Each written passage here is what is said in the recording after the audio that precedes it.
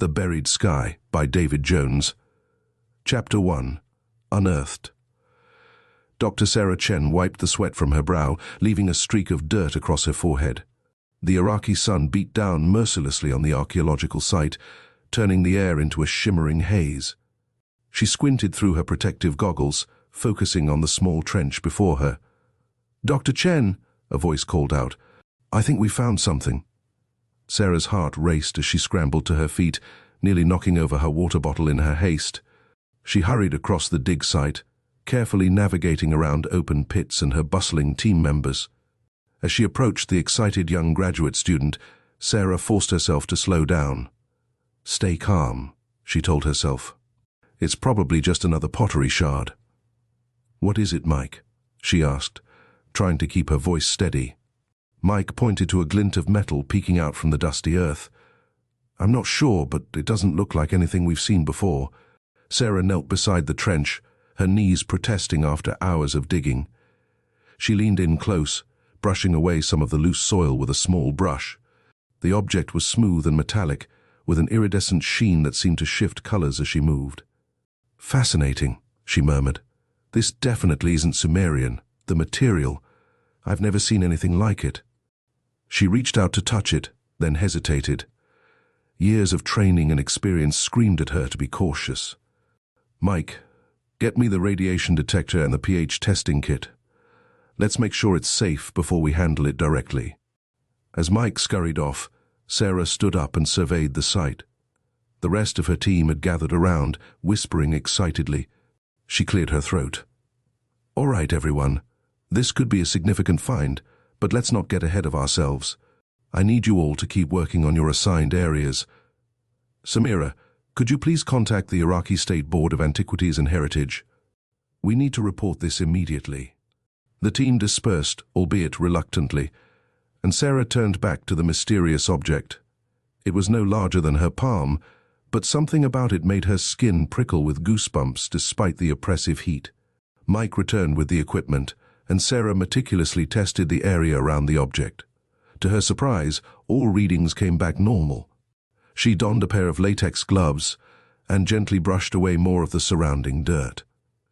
As more of the object was revealed, Sarah's excitement grew.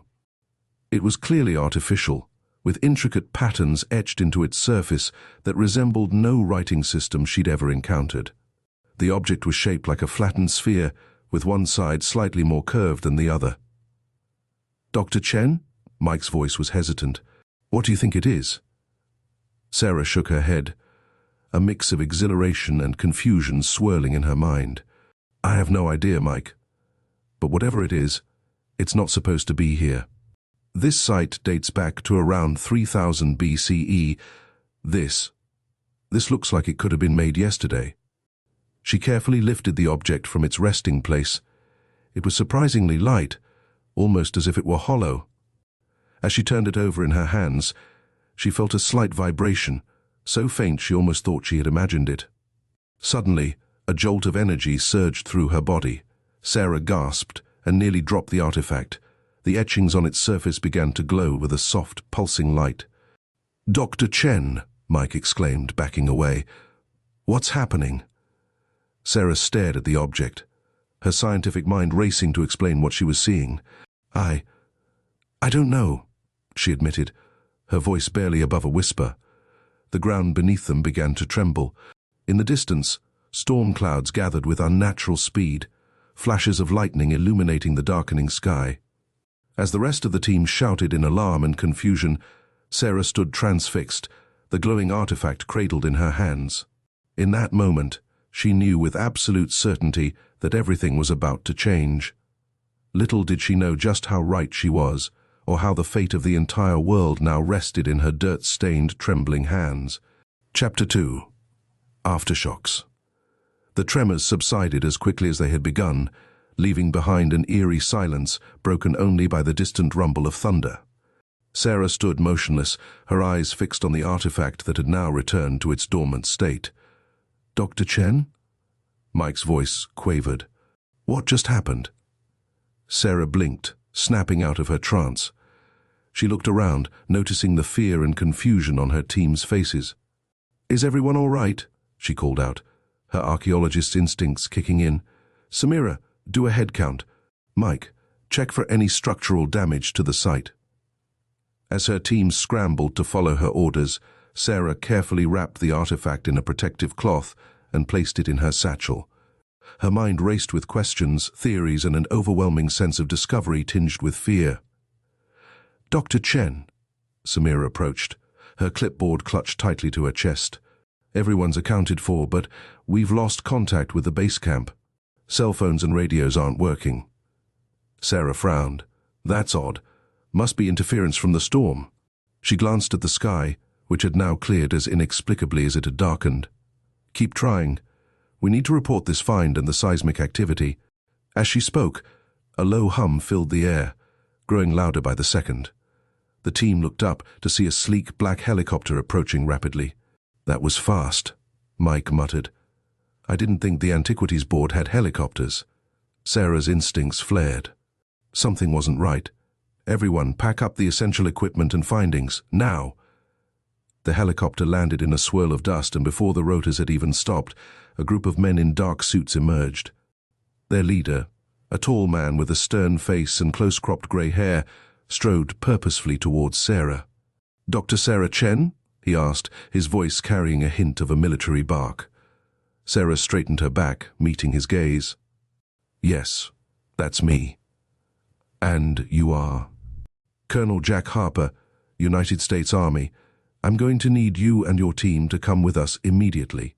Sarah's eyes narrowed. "On what authority?" "This is an Iraqi archaeological site, Colonel. You have no jurisdiction here." Harper's expression remained impassive. "Dr. Chen, I don't have time to argue. What you've uncovered here has implications far beyond archaeology. It's a matter of international security."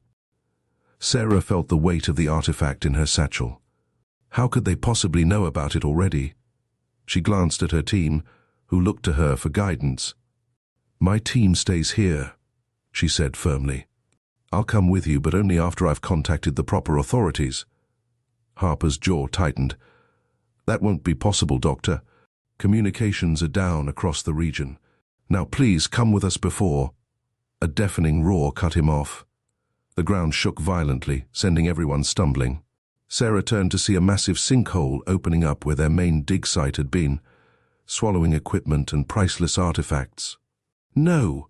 she cried, instinctively moving towards the collapsing earth. Strong arms grabbed her, holding her back. "It's too dangerous," Harper shouted over the noise. "We need to leave now." Sarah watched helplessly as years of work disappeared into the gaping maw. The sinkhole continued to grow, threatening to engulf the entire site. "Your team can evacuate in our second chopper," Harper said, his voice softer but still urgent. "But you're coming with me, Dr. Chen. The artifact, please." Realizing she had no choice, Sarah reluctantly handed over her satchel. As they rushed to the helicopter, she took one last look at the devastation behind her. Whatever she had unearthed, it was clear that nothing would ever be the same. The helicopter lifted off, carrying Sarah away from everything she knew and towards a future shrouded in mystery and danger. As the archaeological site faded from view, she turned to Colonel Harper, her eyes blazing with determination. "All right, Colonel," she said, raising her voice over the roar of the rotors. "Start talking. What exactly have I found, and what aren't you telling me?" Harper met her gaze, a hint of respect flickering in his eyes. "Dr. Chen, what you've discovered might just be the key to humanity's survival, or its downfall. The question is, are you ready to learn the truth?" As the helicopter sped towards an unknown destination, Sarah realized she was embarking on the most important journey of her life, one that would challenge everything she thought she knew about history, science, and the nature of humanity itself.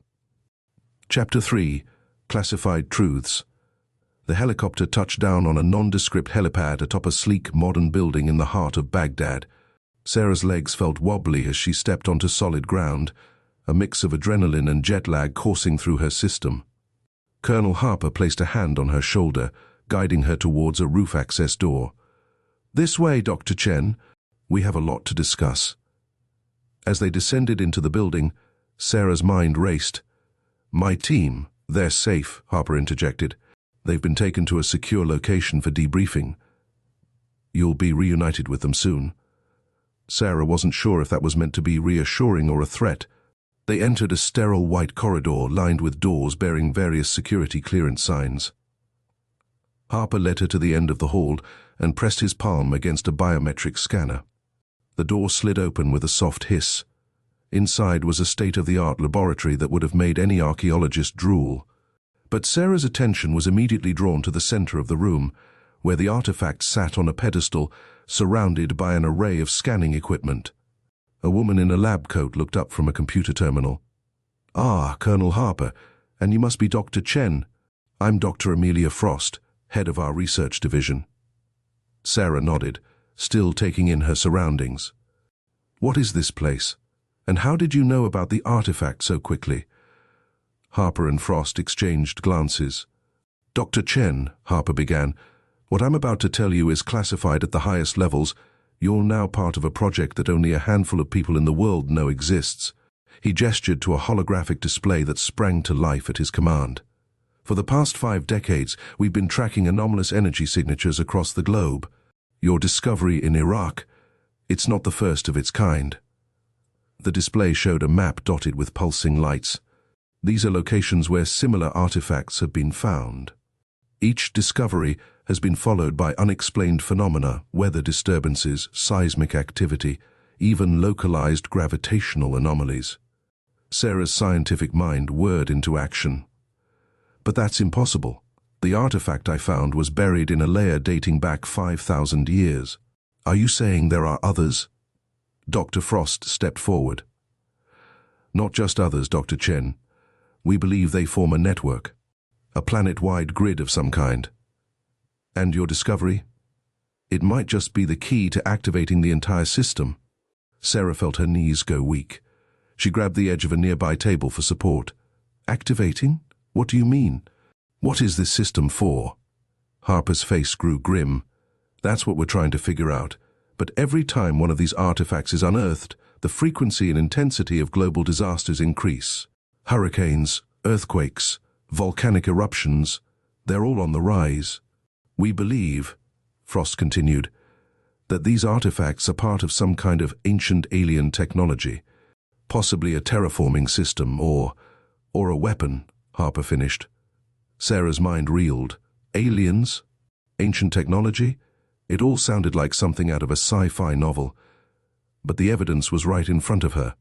She approached the artifact, studying it with new eyes. "Why me?" she asked, turning back to Harper and Frost. "Why bring me into this?"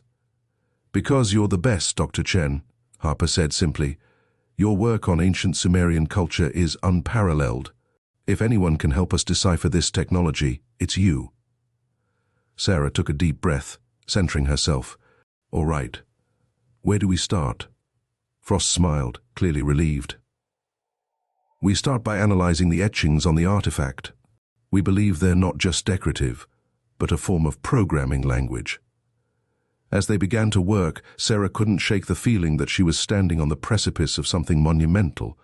The fate of the world might very well rest on their ability to understand this alien technology. Suddenly, alarms blared throughout the facility. Harper's hand flew to his earpiece. "What? How did they?" He turned to Sarah and Frost, his face a mask of urgency. "We've been compromised. We need to move, now." The lights flickered, and the ground beneath them trembled. Sarah grabbed the artifact instinctively as Harper ushered them towards a hidden exit. "What's happening?" she shouted over the din. "Someone else wants this technology," Harper growled. "And they're willing to tear the world apart to get it." As they raced through the secret passage, Sarah clutched the artifact to her chest. Whatever forces were at play, whatever secrets this alien technology held, she was now at the center of a storm that threatened to engulf the entire planet. And somehow, she knew this was only the beginning. Chapter 4: Escape and Revelation. The hidden passage twisted and turned, leading them deeper into the bowels of the facility. Sarah's heart pounded in her ears, drowning out the wailing alarms. She clutched the artifact tightly, its smooth surface unnervingly warm against her skin. "This way," Harper barked, leading them down a dimly lit corridor. Dr. Frost followed close behind, her lab coat billowing as she ran. Suddenly, an explosion rocked the building. The lights flickered and died, plunging them into darkness. Sarah stumbled, nearly dropping the artifact. "Everyone okay?" Harper's voice cut through the darkness. "I'm fine," Sarah replied, her voice shakier than she'd like. "Same here," Frost added. A beam of light pierced the gloom as Harper activated a flashlight. "Stay close. We're almost to the emergency exit." As they rounded a corner, Sarah caught sight of shadowy figures at the far end of the corridor. "Colonel," she hissed. Harper spun around, his hand reaching for his sidearm. "Damn it," he muttered. "Dr. Chen, Dr. Frost, behind me. Now!" The shadows resolved into a group of armed individuals in black tactical gear. "Hand over the artifact," a modulated voice demanded. "Not a chance," Harper growled, raising his weapon. What happened next was a blur of motion and sound. Gunshots echoed through the corridor as Harper engaged the intruders. Sarah felt a hand grab her arm. It was Dr. Frost, pulling her towards a side passage. "Come on," Frost shouted. "Harper will buy us time." Reluctantly, Sarah allowed herself to be led away from the firefight. They sprinted down the narrow passage, the sounds of combat fading behind them. "Where are we going?" Sarah gasped. "Secondary escape route," Frost replied. "There's a vehicle waiting." They burst through a door into an underground parking garage. A sleek, armored SUV sat idling nearby. Frost rushed to the driver's side, motioning for Sarah to get in. As Sarah reached for the door handle, a figure emerged from behind a pillar. Before she could react, she felt a sharp pain in her neck. The world began to spin, and she collapsed to the ground, the artifact slipping from her grasp. Through rapidly blurring vision, she saw Dr. Frost bend down to retrieve the artifact. But instead of helping Sarah, Frost smiled coldly and stepped over her. "Thank you for your assistance, Dr. Chen," Frost said, her voice devoid of its earlier warmth. "But your part in this is over." Sarah tried to speak, to move, but her body wouldn't respond. As consciousness slipped away, she heard Frost's final words. "The convergence is coming. And now, thanks to you, we'll be ready." Darkness claimed her. Sarah awoke with a start, her head pounding. She was lying on a cot in what appeared to be a makeshift medical bay. As her vision cleared, she saw Colonel Harper sitting nearby, his arm in a sling. "Welcome back to the land of the living, Doctor." "Chen," he said, his voice gruff but tinged with relief. Sarah struggled to sit up. What happened?" "Frost." "Shay." Harper's face darkened. "Frost was a mole. She's been working for a group we call the Convergence. They believe the artifacts are the key to some sort of evolutionary leap for humanity." Sarah's mind reeled. "But that's insane. We don't even know what these things do." "Exactly," Harper nodded. "Which is why we need to get that artifact back before they figure out how to use it." A thought struck Sarah. "Wait, my team. Are they really safe?" Harper looked away. "I'm sorry, Dr. Chen. We lost contact with the second helicopter. We don't know where they are." Sarah felt as if the ground had dropped out from under her. Her team, her friends, were missing. The artifact was in the hands of some mysterious organization, and the world was facing a threat it couldn't even comprehend. She took a deep breath, steeling herself. What do we do now? Chapter 5. Into the Shadows. Sarah followed Harper through a maze of corridors, her mind still reeling from recent events. They emerged into a bustling command center, filled with monitors, analysts, and the constant hum of technology. "Welcome to the vault," Harper said, gesturing to the room. "Our last line of defense against threats most of the world doesn't even know exist." A young woman with cropped red hair approached them. "Colonel, we've got a lead on Dr. Frost's location." "Good work, Martinez," Harper nodded. "Brief us." Martinez led them to a large holographic display. "We've tracked Frost's vehicle to an abandoned industrial complex outside of Mosul. Satellite imagery shows increased activity in the area over the past 48 hours. Sarah studied the holographic map, her archaeologist's eye picking out details. "That's not far from an ancient Assyrian site. Could be a coincidence, but in our line of work, there are no coincidences, Harper finished. Harper stood, offering her his good hand. Now, Dr. Chen, we fight back. Are you ready for that? Sarah took his hand, pulling herself to her feet. Her voice was firm as she replied, "Ready or not, it looks like I don't have a choice. Let's go save the world." As they left the room, Sarah couldn't shake the feeling that she was stepping into a war that had been raging in secret for far longer than she could imagine. Whatever the Convergence was planning, whatever the true purpose of the artifacts might be, she was determined to uncover the truth, no matter the cost. He turned to Martinez. "Prep a strike team. We leave in 30 minutes. "Wait," Sarah interjected. "You're not seriously considering a frontal assault? We don't know what kind of defenses they have, or what the artifact might do if it's damaged." Harper's expression softened slightly. "What do you suggest, Dr. Chen?" Sarah took a deep breath. "Let me go in first, alone." "Absolutely not," Harper started, but Sarah cut him off. "Think about it. They know me. They might even think I'm still unconscious from whatever Frost drugged me with. I could get close, gather intel, maybe even retrieve the artifact." Harper frowned, considering. "It's too risky. You're not trained for this kind of operation." "No," Sarah agreed, "but I am trained to piece together the past from the smallest fragments. Let me do what I do best, observe, analyze, and uncover the truth." After a long moment, Harper nodded. "All right. But you'll wear a concealed camera and microphone. At the first sign of trouble, we're coming in hot." The next few hours were a whirlwind of preparation. Sarah was fitted with state-of-the-art surveillance equipment and given a crash course in covert operations. Before she knew it, she was in a nondescript car, driving towards the Convergence facility. As she approached the complex, Sarah's heart raced. She took a deep breath, steeling herself. "I'm at the perimeter," she whispered into her concealed mic. "Copy that." Harper's voice crackled in her ear. "Remember, your priority is intel gathering. Don't take unnecessary risks." Sarah parked the car and walked towards the main entrance, trying to project an air of confidence she didn't feel. To her surprise, the guard at the gate seemed to be expecting her. "Dr. Chen," he nodded. "Dr. Frost said you might be joining us. Go right in." Confusion and adrenaline surged through Sarah as she entered the facility. Had Frost anticipated her escape? Was this a trap? Chapter 6. Quantum Shift. Sarah's consciousness swam in a sea of swirling colors and fractured realities. Time seemed to lose all meaning as she floated through what felt like an endless void. Just as she thought she might lose herself entirely, a sudden jolt snapped her back to awareness. She gasped, her eyes flying open. She was lying on a cold, metallic floor, the taste of ozone sharp in her mouth. As her vision cleared, she realized she was still in the Convergence facility, but everything had changed. The room was in chaos. Equipment lay scattered and broken, and where the artifacts had been, there were now only empty pedestals. The air crackled with residual energy, making Sarah's hair stand on end. "Dr. Frost?" she called out, her voice hoarse.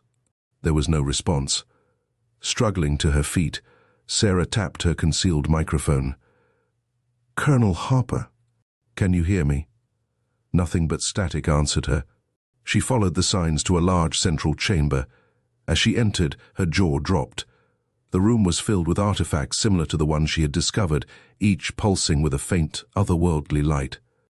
In the center stood Dr. Frost, smiling as if greeting an old friend. "Ah, Sarah. I'm so glad you made it. Are you ready to make history?" Sarah's mind raced. Play along, she thought. Get answers. "What is all this, Amelia?" Frost's eyes gleamed with fervor. "This, my dear, is the future of humanity. These artifacts aren't weapons or terraforming devices. They're keys to unlocking our true potential as a species." She gestured to a complex machine in the center of the room. "With this, we can harness the energy of the artifacts. We can evolve beyond our current limitations, become something more." Sarah's scientific curiosity warred with her sense of caution. "But at what cost? The earthquakes, the storms. You're putting lives at risk." "Progress always comes at a price," Frost said dismissively. But imagine a world without disease, without aging, where the boundaries between mind and matter blur. That's the world the convergence will create. As Frost spoke, Sarah noticed something odd. The artifacts seemed to be pulsing in sync, their glow intensifying. A low hum filled the air, growing louder by the second. "Amelia," Sarah said urgently, "I think something's wrong." The artifacts. Suddenly, a blinding light erupted from the central machine. Sarah felt a strange sensation, as if reality itself was bending around her. Through the chaos, she heard Frost's triumphant voice. "It's working. The convergence is beginning." As the light engulfed her, Sarah's last coherent thought was a desperate plea to Harper and his team. Whatever was happening, it had to be stopped before it was too late for all of humanity. The world dissolved into pure energy, and Sarah Chen disappeared in a flash of impossible light. As she surveyed the damage, Sarah noticed something odd about her surroundings. The edges of objects seemed blurred, as if reality itself was struggling to maintain its shape. She reached out to touch a nearby console and jerked back in shock as her hand momentarily phased through it. "What on earth?" she muttered. A groan from across the room caught her attention. Dr. Frost was slumped against a wall, her lab coat singed and her hair in disarray. Sarah approached cautiously. "Amelia, are you all right?" Frost's eyes fluttered open, unfocused at first, then widening in recognition. "Sarah? You're still here. It worked." "What worked?" Sarah demanded. "What did you do?" Frost laughed, a slightly manic edge to her voice. "We did it, Sarah. We've transcended. Can't you feel it? We're no longer bound by the limitations of our reality." As if to demonstrate, Frost held up her hand. To Sarah's astonishment, it flickered in and out of existence like a faulty hologram. "This is impossible," Sarah breathed. "Impossible?" Frost scoffed. "We've just rewritten the laws of physics. Imagine the possibilities. We can explore other dimensions, manipulate matter and energy at will. We've become gods." Sarah shook her head, trying to process the implications. "But at what cost, Amelia? Where are the artifacts? Where is everyone else?" Frost's expression darkened. They couldn't handle the transformation. Their consciousnesses were scattered, but it's a small price to pay for advancement. Horror washed over Sarah. "You killed them. All those people." "I elevated them," Frost snapped. "And now we need to complete the process. The other artifacts, the ones we haven't found yet, we need to activate them all. Then the entire world can join us in ascension." Sarah backed away, her mind racing. She had to stop this madness, but how? She was trapped in some kind of altered state of reality with a deranged scientist who could apparently manipulate the fabric of existence. Suddenly, an idea struck her.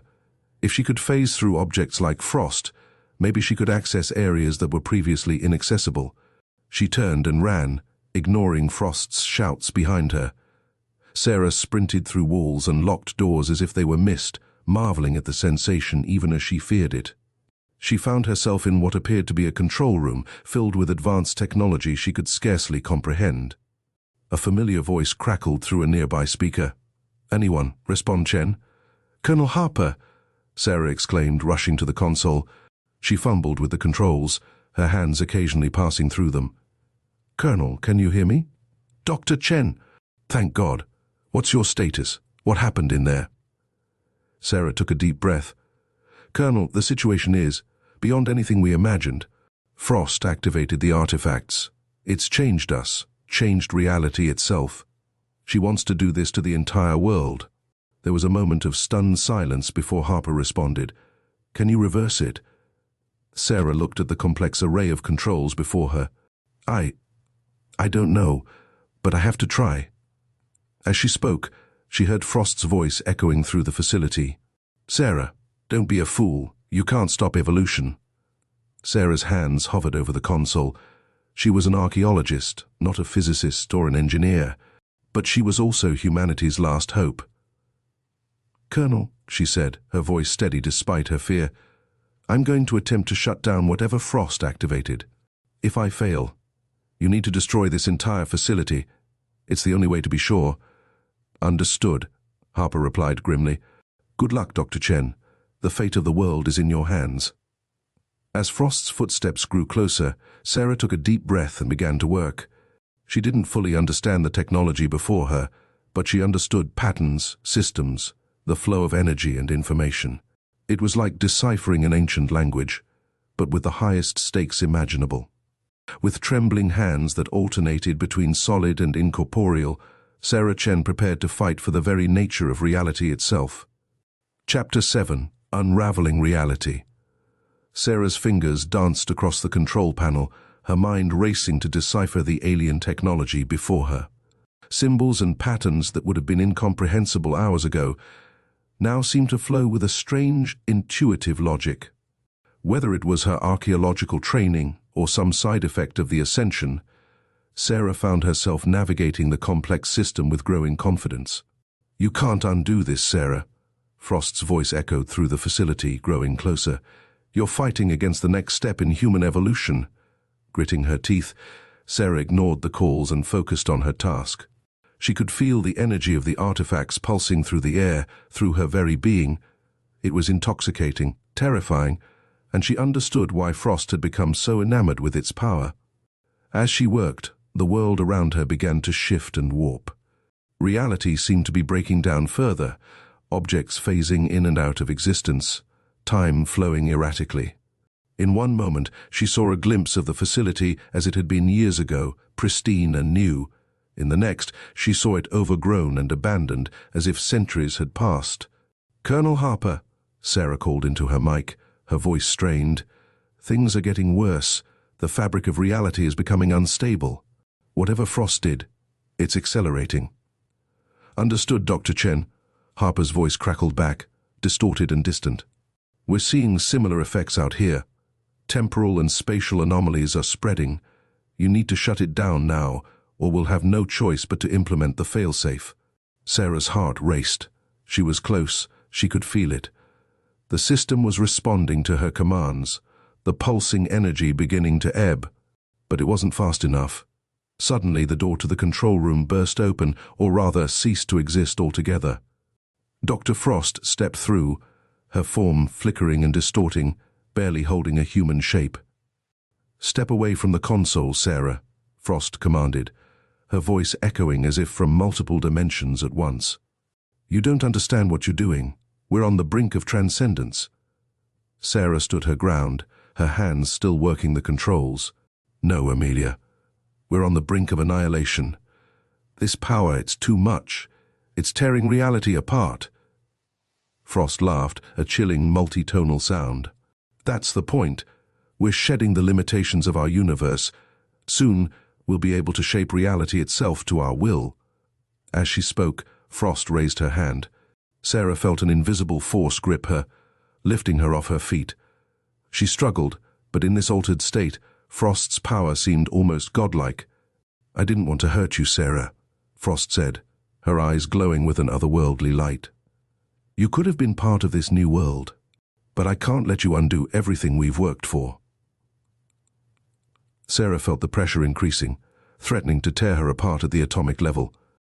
Chapter 8: Aftermath and Revelations. The days following the incident at the Convergence facility passed in a blur of debriefings, medical examinations, and restless nights. Sarah found herself sequestered in a high-security wing of a military hospital, subjected to countless tests as scientists struggled to understand the changes wrought by the artifacts.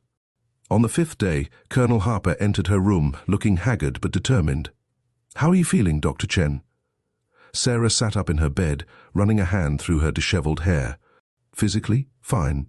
Mentally, I'm not so sure." She fixed Harper with a piercing gaze. "What's going on out there?" "No one will tell me anything." Harper sighed, pulling up a chair. "The world's in chaos, Sarah. When you shut down the artifacts, it caused a global reset, for lack of a better term. The spatial and temporal anomalies disappeared, but not without consequences." But as she hovered there, suspended between realities, a strange calm came over her.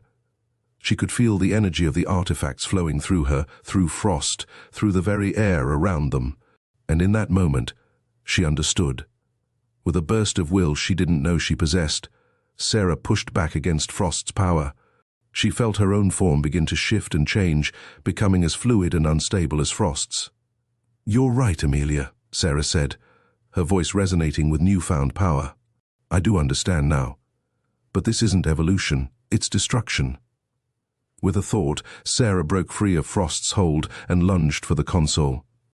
Her hands, now more energy than matter, plunged into the heart of the machine. She could feel the intricate web of power that connected the artifacts, the facility, and the altered humans within it. Frost screamed in rage and fear, launching herself at Sarah, but it was too late.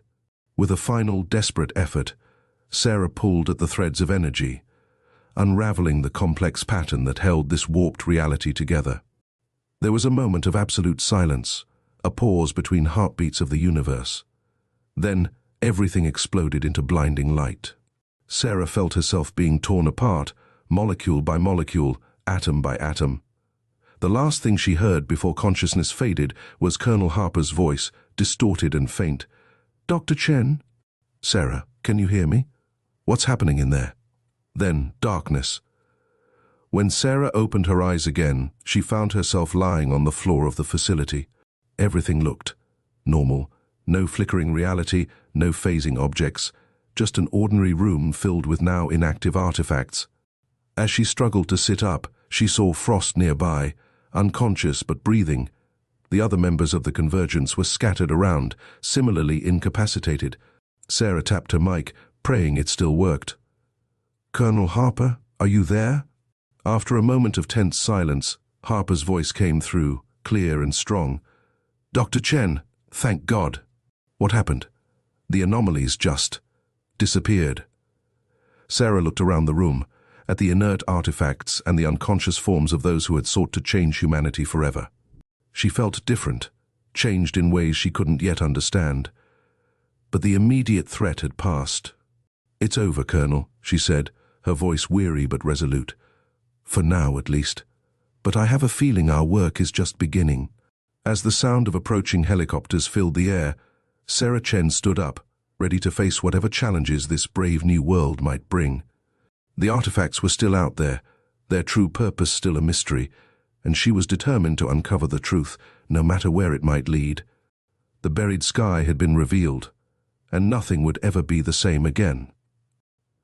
"We're getting reports of people with fragmented memories, objects found in impossible locations, even small geographical changes." Sarah's mind reeled. My God! And the public? "We're keeping a lid on it for now, attributing the strange occurrences to a series of minor earthquakes and solar flares. But people are scared, confused. It won't be long before the truth starts to leak out." Sarah nodded, processing the information. "What about Dr. Frost and the other Convergence members?" Harper's expression darkened. "Frost is in a coma. The others are in similar states or suffering from severe memory loss. Whatever you did in there, it hit them hard." A wave of guilt washed over Sarah, quickly replaced by resolve. "I had no choice. They were going to tear reality apart." "I know," Harper assured her. "You did what you had to do. But now we need your help again." Sarah raised an eyebrow. "My help? I'm not sure I'm the best person for whatever you have in mind. I'm an archaeologist, not a physicist or a soldier." Harper leaned forward, his voice low and urgent. "You're the only person who's interacted with the artifacts and come out the other side intact. More than that, you understood them, even if just for a moment. We need that insight." He pulled out a tablet, bringing up a series of images. "These are satellite photos taken in the days since the incident. We've detected energy signatures similar to the artifacts in locations all over the world. Some in places we expected, others, not so much." Sarah studied the images, her archaeological instincts kicking in despite her fatigue. "These locations, they don't all correspond to known ancient sites. It's almost as if the reset shuffled them around," Harper finished. "Exactly. And we need to find them before someone else does. Someone like the remnants of the Convergence, or worse." Sarah's mind raced with the implications. The artifacts were still out there, their power dormant but not destroyed. And now they were hidden in new, unexpected places. "What exactly are you asking me to do, Colonel?" Harper met her gaze steadily. I'm asking you to lead a team, to find these artifacts, study them, and help us understand their true purpose. We can't risk another incident like the one at the Convergence facility. The world might not survive it. Sarah closed her eyes, weighing the enormity of the task before her. When she opened them again, there was a new determination in her gaze. "All right," she said. "I'm in, but I have conditions. I choose my team and we do this my way. No more secrets, no more hidden agendas. If we're going to unravel this mystery, we do it in the light." Harper nodded, a small smile playing at the corners of his mouth. "I wouldn't have it any other way, Dr. Chen. Welcome to Project Oracle." As Harper left to make the necessary arrangements, Sarah turned to look out the window. The world outside seemed unchanged, people going about their daily lives, unaware of how close they had come to annihilation, unaware of the ancient power that still lurked beneath the surface of reality. She thought of her missing team members, of the mysteries still unsolved, of the challenges that lay ahead. The artifacts had changed her in ways she was only beginning to understand. But one thing was clear: the adventure that had begun in the deserts of Iraq was far from over. As the sun set on another day in this brave new world, Sarah Chen prepared herself for the journey ahead. The buried sky had been revealed, but its secrets were only just beginning to unfold. Chapter 9: Assembly. 2 weeks after her meeting with Colonel Harper, Sarah found herself standing in a state-of-the-art research facility hidden deep within the Rocky Mountains. The expansive main hall buzzed with activity as scientists, military personnel, and various specialists prepared for the monumental task ahead. Sarah surveyed her newly assembled team, a mix of familiar faces and new recruits.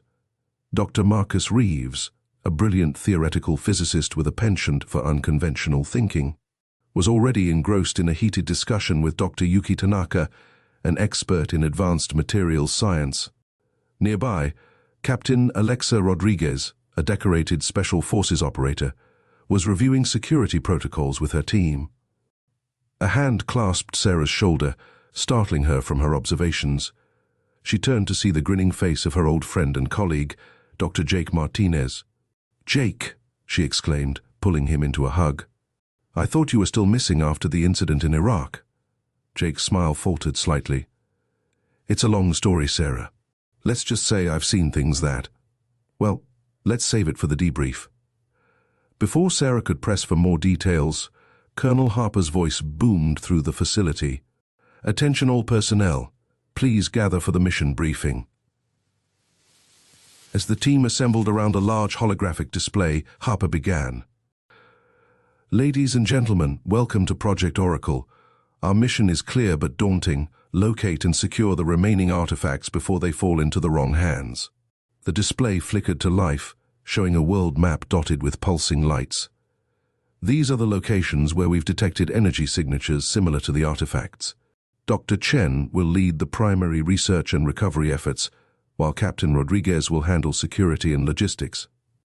Sarah stepped forward, her voice steady despite her nerves. "Our first priority is understanding these artifacts. What are they? Where did they come from? And most importantly, what is their true purpose?" She gestured to the map. "We'll start with this location in the Amazon rainforest. Satellite imagery shows unusual structures that appeared after the reset. We leave in 48 hours. As the team dispersed to prepare, Jake pulled Sarah aside. "Sarah, there's something you need to know. When I was away, I saw things. Visions, maybe, or memories that weren't mine. I think the artifacts are more than just alien technology. They're alive, in a way, and they're trying to communicate." Sarah's eyes widened.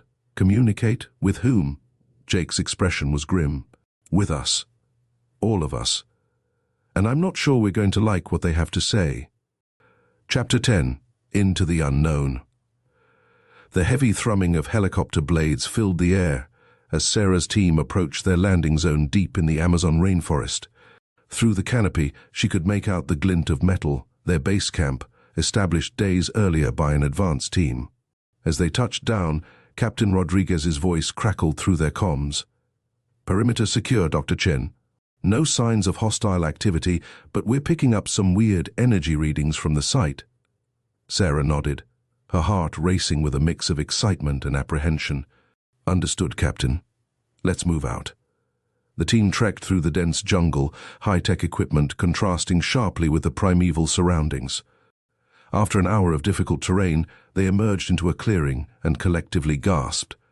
Before them stood a massive structure, its architecture unlike anything Sarah had ever seen.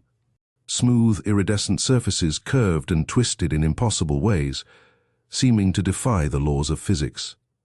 At its center, a pulsing light emanated from what appeared to be a control panel. "My God," Dr. Reeves whispered. "It's beautiful." Dr. Tanaka was already scanning the structure with her equipment. "The energy output is off the charts. This material, I've never seen anything like it." Sarah approached the control panel cautiously, her hand hovering over its surface. She could feel a faint vibration, almost like a heartbeat. Suddenly, Jake grabbed her arm. "Wait, don't touch it yet. Remember what I told you. These things, they're alive somehow. We need to be careful." Sarah nodded, taking a step back. "You're right. We need to approach this methodically." Dr. Tanaka set up a perimeter of sensors. "Dr. Reeves, I want you to start running simulations based on the energy readings. Jake, you and I will document everything we can about the structure itself." As the team set to work, Sarah couldn't shake the feeling that they were being watched. Not by anything in the jungle, but by the structure itself. It seemed to pulse with an intelligence, patient but aware. Hours passed as they worked, the jungle growing dark around them. The floodlights cast eerie shadows across the alien surfaces of the structure. "Dr. Chen," Captain Rodriguez's voice cut through the night. "We've got movement on the perimeter, multiple contacts approaching fast." Sarah's head snapped up. "Hostiles?" "Unknown, but they're not responding to hails and they're moving with purpose." Sarah made a split-second decision. "Everyone, pack up what you can. We need to." Her words were cut off as the structure suddenly blazed with light. The control panel hummed to life, symbols racing across its surface. "It's activating," Dr. Reeves shouted. "The energy levels are spiking." Before anyone could react, a beam of light shot from the structure, enveloping Sarah. She felt a rush of information flooding her mind, images, sensations, knowledge beyond human comprehension. As quickly as it began, it was over. Sarah collapsed to her knees, gasping. "Sarah!" Jake rushed to her side. "What happened? Are you okay?" She looked up at him, her eyes wide with a mix of wonder and terror. "I saw it, Jake. I saw everything. The artifacts, their creators, their purpose." "What?" Jake helped her to her feet. "What did you see?" Sarah's voice was barely a whisper. "They're not just communication devices or power sources. They're keys.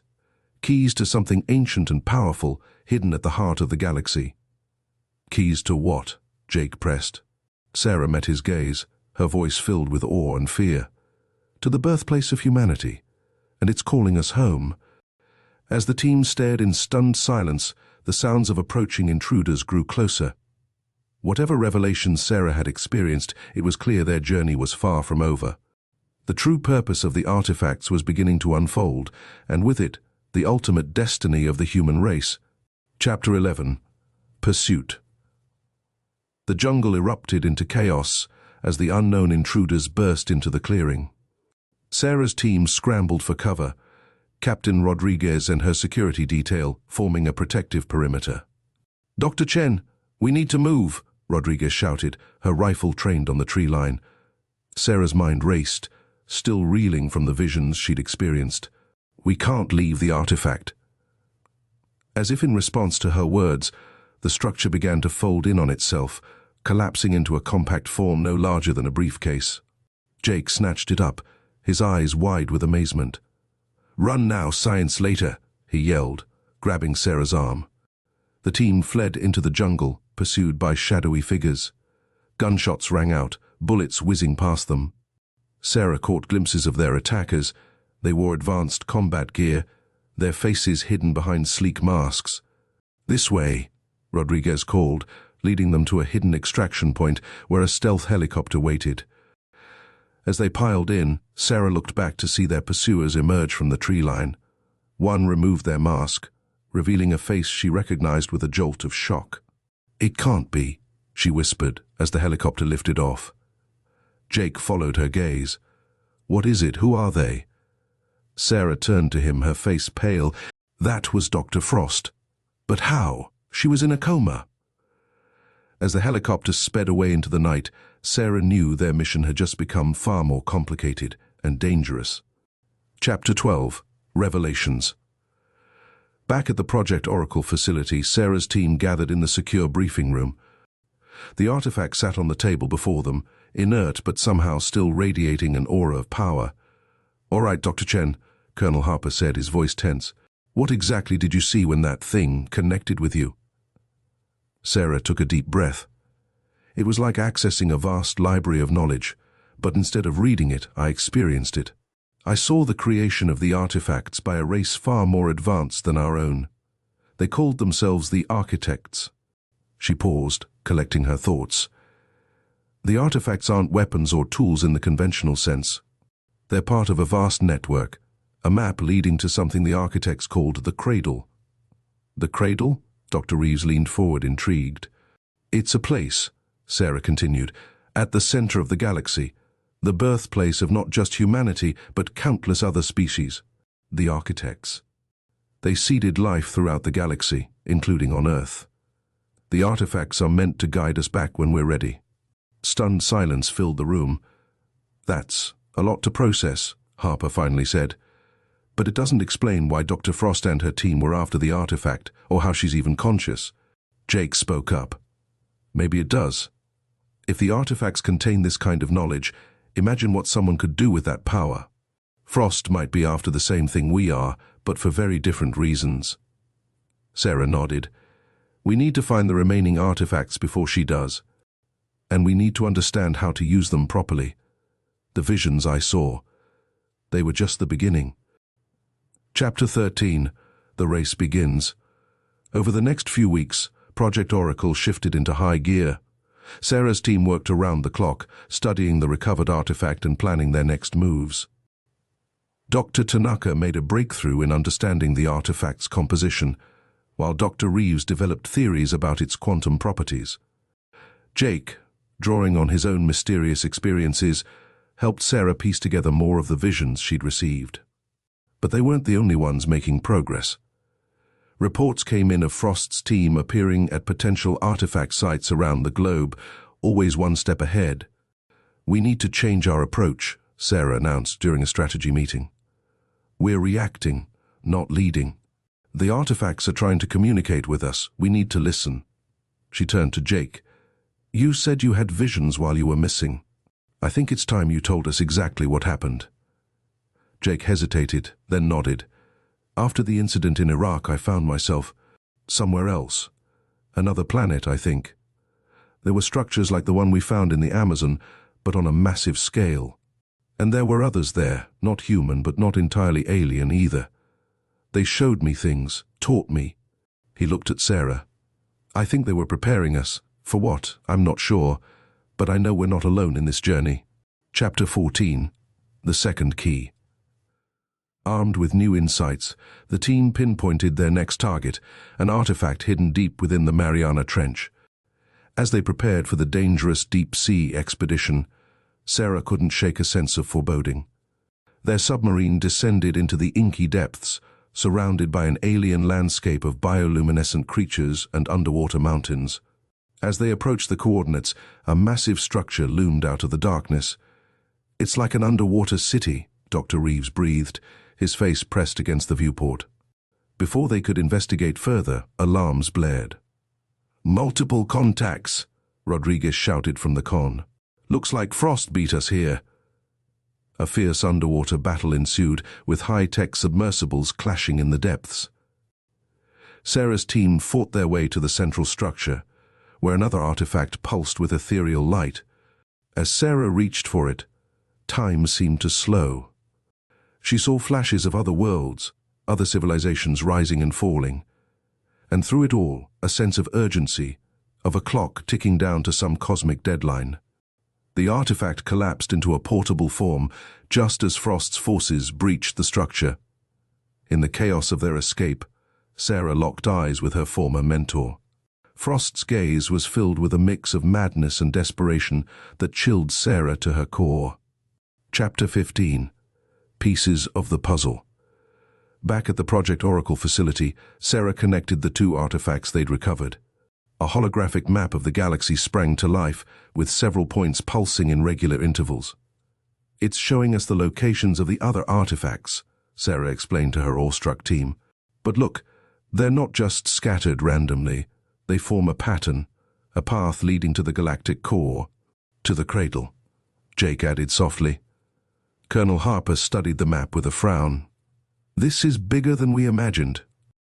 We're talking about the origins of humanity, possibly the fate of the entire galaxy. The implications are staggering." Sarah nodded gravely. "And that's why we can't let Frost get her hands on the remaining artifacts. Whatever she's planning, it's not for the benefit of humanity."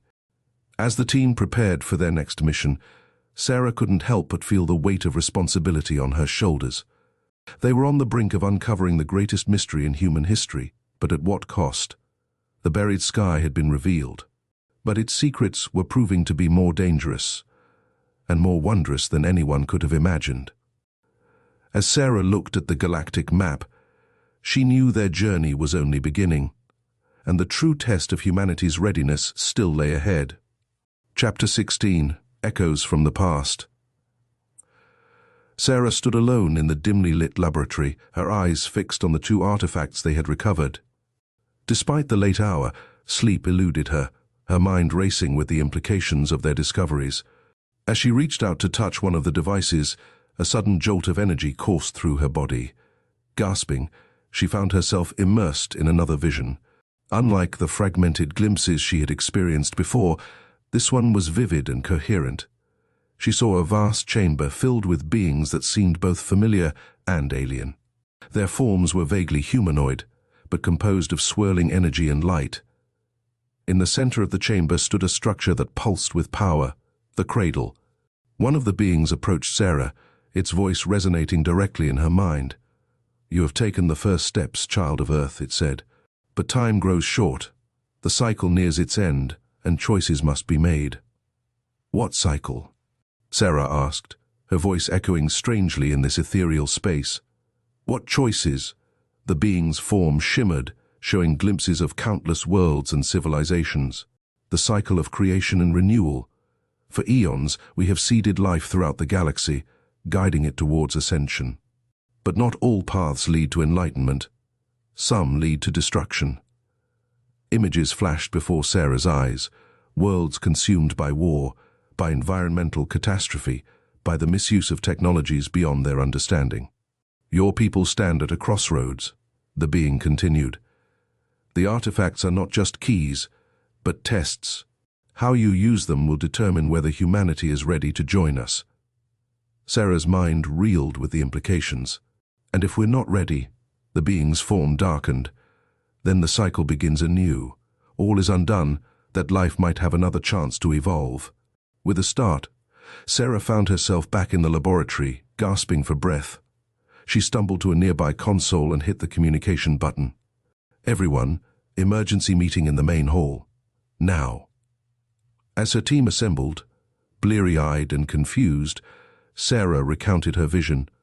The room fell into a stunned silence as she finished. Dr. Reeves was the first to speak. "So we're not just racing against Frost. We're racing against time itself." Jake nodded grimly. "And the stakes are the survival of not just humanity but all life in the galaxy." Colonel Harper's face was etched with concern. "This changes everything. We need to accelerate our efforts. Dr. Chen, what's our next move?" Sarah pulled up the galactic map, focusing on a pulsing point near the edge of the Milky Way. "Here. This is where we'll find the next artifact. But more importantly, I think this is where we'll find answers." She looked around at her team, seeing determination mixed with fear in their eyes. "We're not just archaeologists and scientists anymore.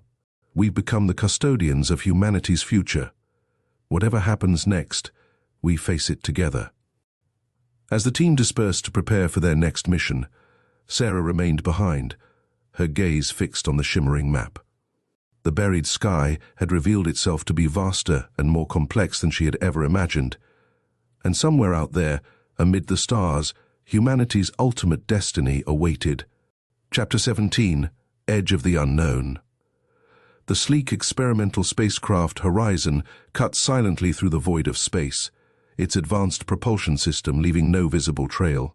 Inside, Sarah and her team prepared for their approach to the coordinates of the next artifact. Dr. Reeves's voice crackled over the intercom. "We're approaching the outer edge of the Oort cloud. Sensors are picking up something. But I've never seen readings like these before." Sarah made her way to the bridge, where Jake and Captain Rodriguez were already gathered around the main view screen. As they watched, a massive structure slowly came into view, dwarfing their ship. "My God," Jake whispered. "It's like a space station, but ancient." The structure was a sprawling complex of interconnected rings and spheres, its surface covered in intricate patterns that pulsed with a faint, bluish light. It hung motionless against the backdrop of distant stars, a silent sentinel at the edge of the solar system. "Life support systems are detecting a breathable atmosphere inside," Rodriguez reported, her voice tense. "But I'm reading no signs of active power or life forms." Sarah felt a familiar tingling sensation, the artifacts they carried resonating with the massive structure before them. This is it.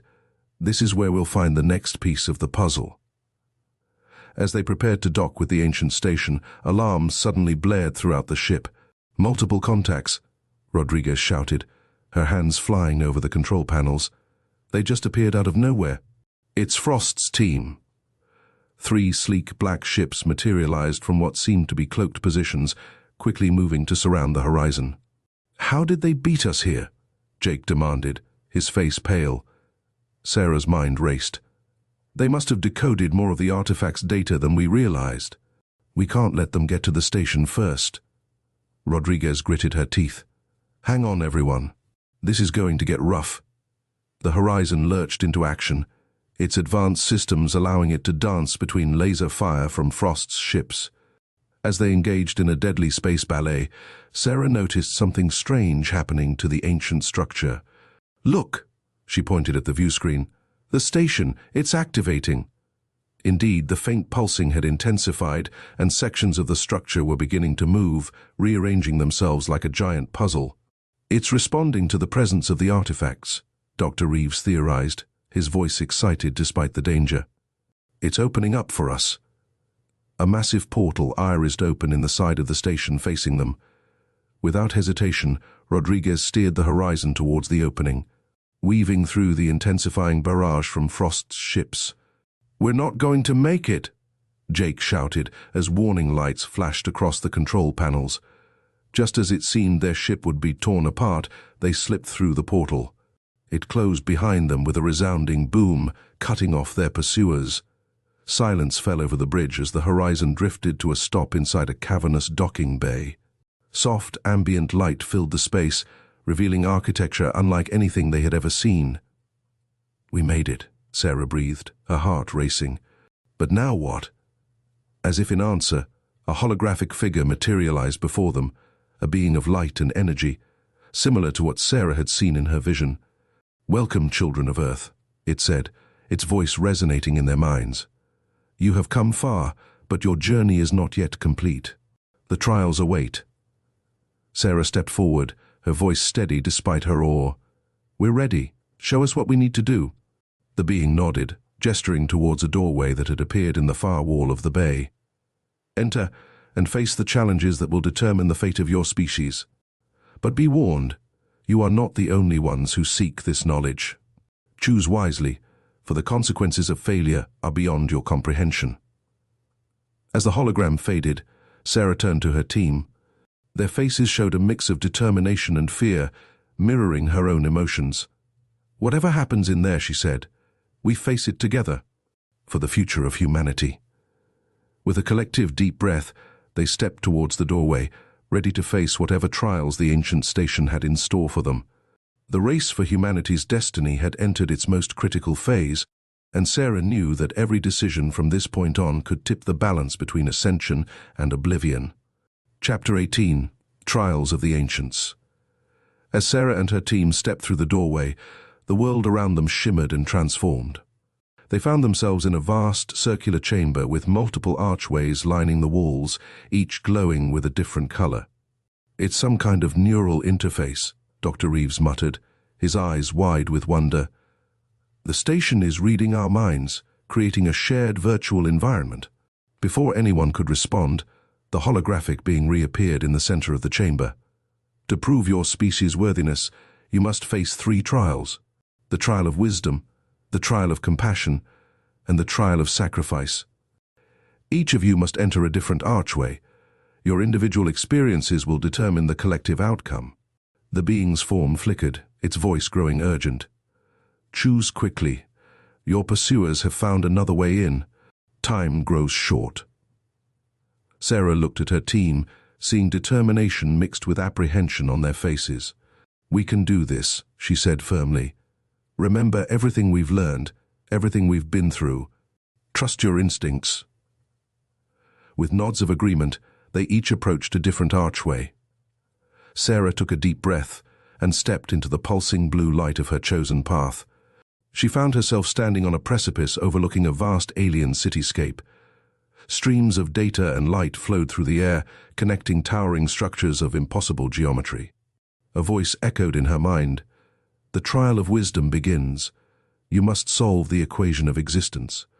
Suddenly, Sarah was bombarded with information, scientific theories, philosophical concepts, and cosmic truths far beyond human understanding. Her mind reeled, threatening to break under the weight of this knowledge.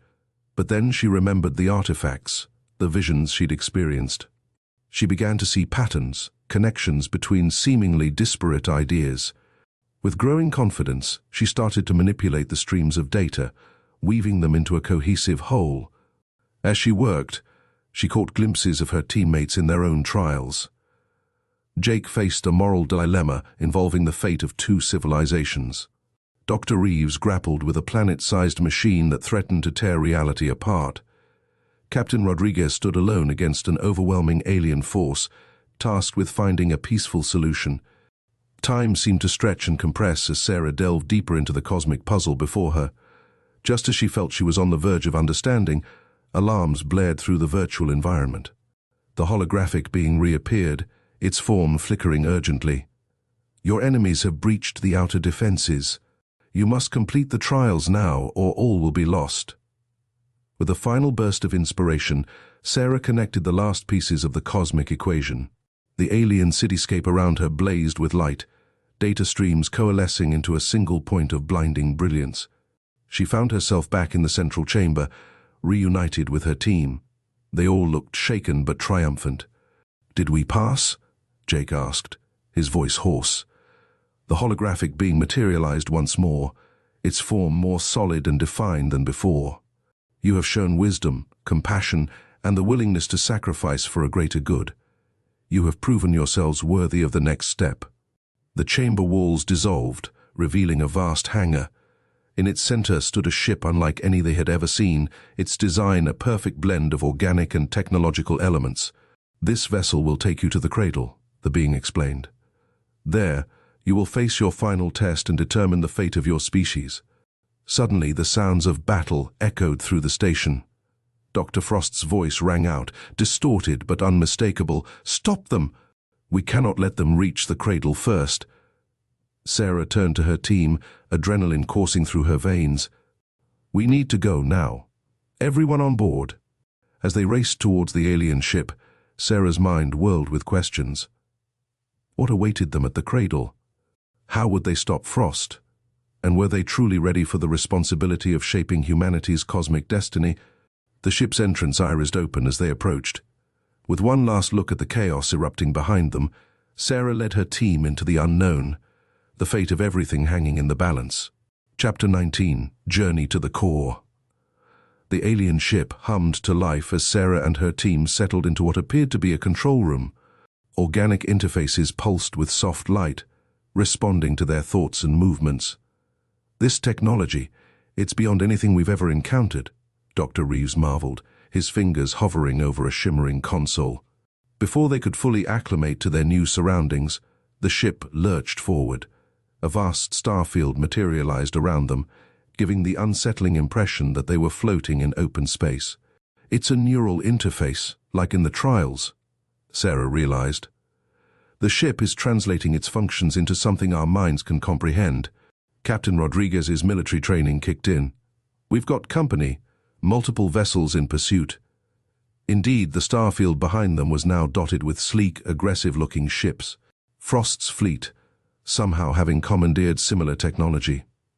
How are they keeping up with us? Jake wondered aloud. Sarah's face darkened. Frost must have passed some version of the trials too. We're not the only ones the architects deemed worthy. As if triggered by her words, a holographic representation of Dr. Frost appeared before them. Her face was a mask of determination and something close to madness. "Stand down, Sarah," Frost commanded. "You don't understand what's truly at stake. The power at the cradle, it's not meant for passive observation. With it, we can reshape reality itself. We can fix everything that's wrong with our world, with humanity." Sarah stood her ground. "That's not our decision to make, Claire. The architects created these tests for a reason. We can't just seize control of powers we don't fully understand." Frost's image sneered. "Always the cautious scientist. This is why I had to leave you behind. Sometimes progress requires bold action." The transmission cut off abruptly as the ship rocked from weapons fire. "We can't outrun them forever," Rodriguez warned. "This ship must have defenses. We need to figure them out fast." As the team scrambled to understand their vessel's capabilities, the starfield around them began to shift. The familiar patterns of the Milky Way warped and stretched. "We're approaching the galactic core," Dr. Reeves announced, his voice filled with awe. "The ship is taking us through some kind of spatial fold. The laws of physics as we understand them don't apply here." The view outside the ship became a kaleidoscope of light and energy. Strange structures began to appear, vast webs of dark matter, streams of quantum information, and geometries that shouldn't be possible in normal space. In the center of it all, a massive construct slowly came into view.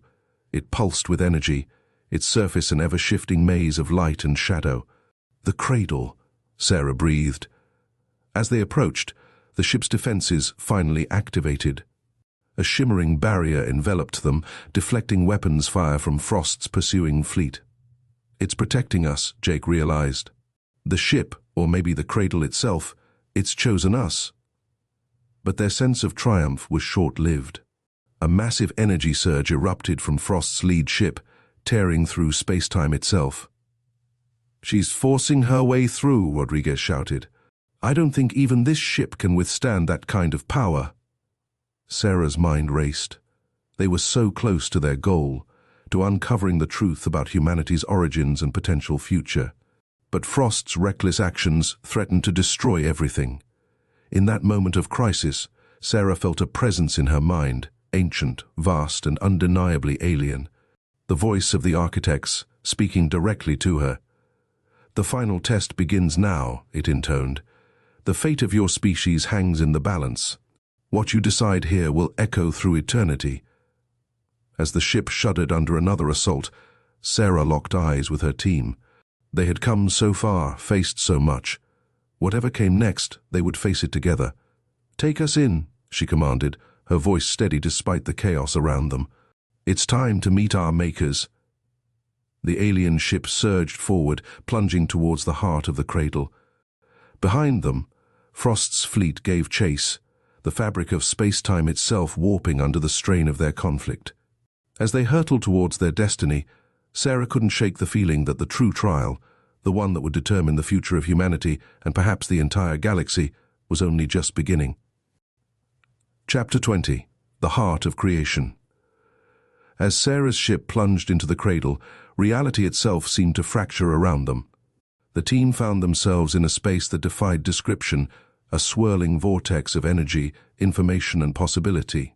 It's like we're everywhere and nowhere at once," Dr. Reeves gasped, his scientific mind struggling to process what he was seeing. Before them materialized a vast chamber, its walls lined with what looked like countless shimmering threads of light, each one pulsing with its own rhythm. The threads of creation, a voice echoed in their minds. A being of pure energy appeared before them, its form constantly shifting between different alien species. Each strand represents a different path of evolution, a different potential future for countless civilizations across the galaxy. Sarah stepped forward, her voice steady despite her awe. "We've come seeking answers about our origins, our purpose, our future." The being's form settled into a vaguely humanoid shape. "You stand at a crossroads, not just for humanity, but for all life in the galaxy. The cradle is both nurture and test. We, the architects, have guided countless species to this point. Some ascend to join us. Others." The chamber darkened, showing glimpses of worlds torn apart by war, environmental catastrophe, and technological hubris. "Why us?" Jake asked. "Why now?" "Because your people have reached a critical juncture," the being explained. "Your actions in the coming years will determine whether you rise to steward the galaxy or fall into oblivion." Suddenly, the chamber shuddered. Dr. Frost's voice rang out, distorted but unmistakable. "Enough talk. The power is within our grasp. We must seize it." A section of the chamber wall shattered, and Frost stepped through, flanked by her team. She held a device that pulsed with the same energy as the cradle itself. "Claire, stop!" Sarah pleaded. "You don't know what you're doing." Frost's eyes blazed with a mixture of madness and determination.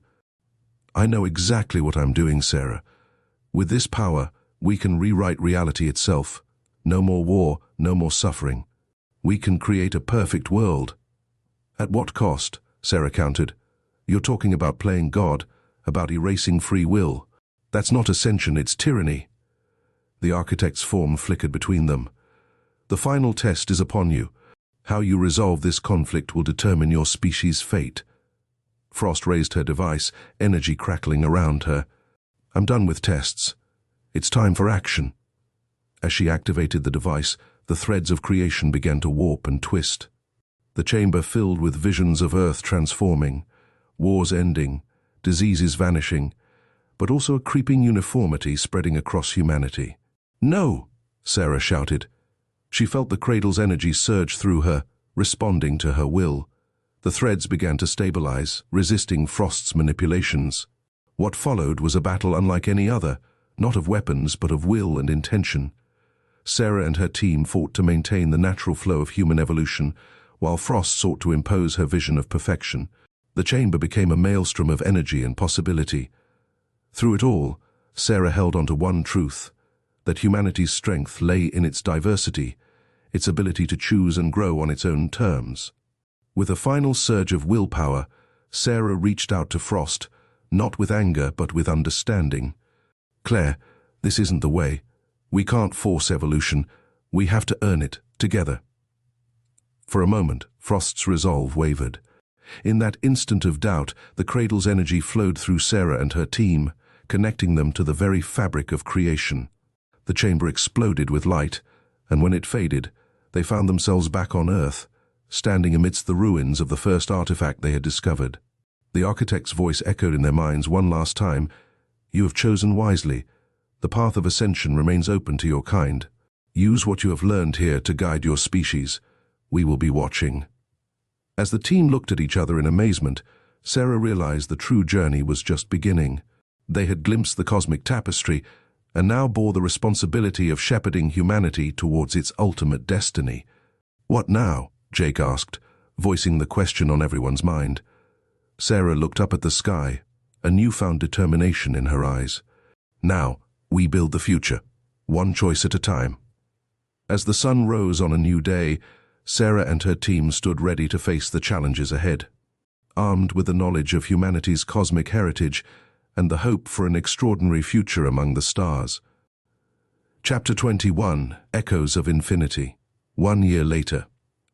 Sarah stood at the podium facing a sea of eager faces. The United Nations General Assembly Hall was packed, with representatives from every nation on Earth hanging on her every word. Cameras broadcasted the proceedings to billions around the globe. "Ladies and gentlemen," she began, her voice steady despite the weight of the moment. "1 year ago, our team embarked on a journey that changed everything we thought we knew about our place in the universe. Today, I stand before you to share what we've learned and to propose a path forward for all of humanity."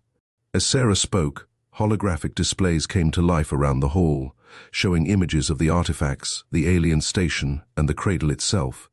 Gasps and murmurs rippled through the audience. "We are not alone in the universe," Sarah continued. "More than that, we are part of a grand cosmic experiment. The architects, as we call them, have seeded life throughout the galaxy, guiding species towards what they call ascension. But the choice to ascend, to join them as stewards of creation, is ours to make." She paused, letting the magnitude of her words sink in. "The trials we faced were not just tests of our technology or our intelligence, but of our wisdom, our compassion, and our ability to sacrifice for the greater good. These are the qualities that will determine our future among the stars." Dr. Reeves stepped forward, taking over the presentation. "Using the knowledge we gained, we've made incredible advancements in clean energy, space travel, and healing technologies. But these are just the beginning. The potential for growth is limitless if we choose to embrace it responsibly." Jake spoke next, his voice passionate. "But with this knowledge comes great responsibility. We've seen glimpses of possible futures, both wondrous and terrible. Our actions in the coming years will determine which path we take." Sarah returned to the podium for the final part of the presentation. "That's why we're proposing the formation of a new global initiative, the Cosmic Heritage Project. This endeavor will unite the best minds from every nation, working together to unlock the secrets of our alien legacy and guide humanity towards a brighter future." As she outlined the details of the project, Sarah could see the mix of excitement and apprehension on the faces before her. She understood their feelings all too well. The path ahead was daunting, filled with unknowns and potential dangers. "I know this is a lot to take in," she acknowledged. "The universe is vaster and more complex than we ever imagined. But I've seen what we're capable of when we work together. We have the potential to become something extraordinary." As the presentation concluded and the assembly erupted into discussion, Sarah stepped away from the podium. She found a quiet corner and looked out the window at the bustling city below. A familiar presence approached. "Quite a speech," Dr. Frost said, her voice lacking its former edge of hostility. The events at the cradle had changed her profoundly. "Do you really think they're ready for all this?" Sarah turned to her former rival, now an uneasy ally in the Cosmic Heritage Project. "Ready or not, it's the reality we face. We can't hide from our destiny. We can only strive to be worthy of it." Frost nodded slowly. "The universe is watching. Let's hope we don't disappoint." As they stood there, looking out at the world that now seemed so much smaller in the grand scheme of things, Sarah felt a mix of hope and trepidation. The trials they had faced in the cradle were just the beginning. The true test, guiding humanity towards its cosmic destiny, was only just beginning. But as she thought back to everything they had experienced, the wonders they had seen, and the challenges they had overcome, Sarah felt a surge of determination. Whatever the future held, whatever trials awaited them among the stars, she knew that humanity would face them together. The buried sky had been uncovered, revealing a universe of infinite possibility. Now, it was up to them to reach for it. Chapter 22, New Horizons. 5 years later. The sleek silver spacecraft Ascendant glided silently through the void, its revolutionary propulsion system leaving no visible trail. On the bridge, Sarah stood before the view screen, watching as a distant star grew steadily larger. "Approaching Proxima Centauri," Jake announced from his station. "All systems nominal. We'll be ready for the final approach in 20 minutes. Sarah nodded, a mix of excitement and apprehension coursing through her. This mission, humanity's first manned expedition to another star system, was the culmination of 5 years of intense work and preparation. Dr. Reeves joined her at the view screen, his eyes wide with wonder. "I never thought I'd live to see this day," he murmured. "An alien world waiting to be explored." "Let's hope it's as welcoming as our probes suggested," Sarah replied, her mind already racing with the possibilities and potential dangers that awaited them. The past 5 years had been a whirlwind of scientific breakthroughs and global cooperation. The Cosmic Heritage Project had united the world's nations in a way never before seen, pooling resources and knowledge to unlock the secrets hidden within the alien artifacts. But it hadn't all been smooth sailing. There had been resistance, fear, and conflict. Some saw the push towards the stars as a distraction from Earth's problems. Others feared what they might find out there, or worse, what might find them. Through it all, Sarah and her team had persevered, driven by the knowledge of what was at stake. They knew that humanity's future among the stars was not just a possibility, but a necessity if they were to survive and thrive in the long term. A chime from the communication console interrupted Sarah's thoughts. "Incoming transmission from Earth," the communications officer announced. "It's Dr. Frost." Sarah took a deep breath before accepting the call. Claire Frost's holographic image appeared before her, the other woman's face a mixture of anticipation and concern.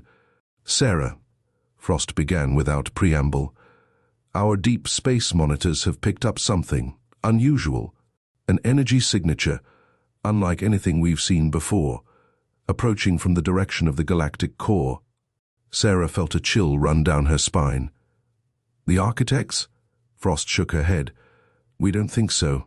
This is different, powerful, but chaotic. Whatever it is, it's heading towards Earth. Estimated arrival time is 18 months.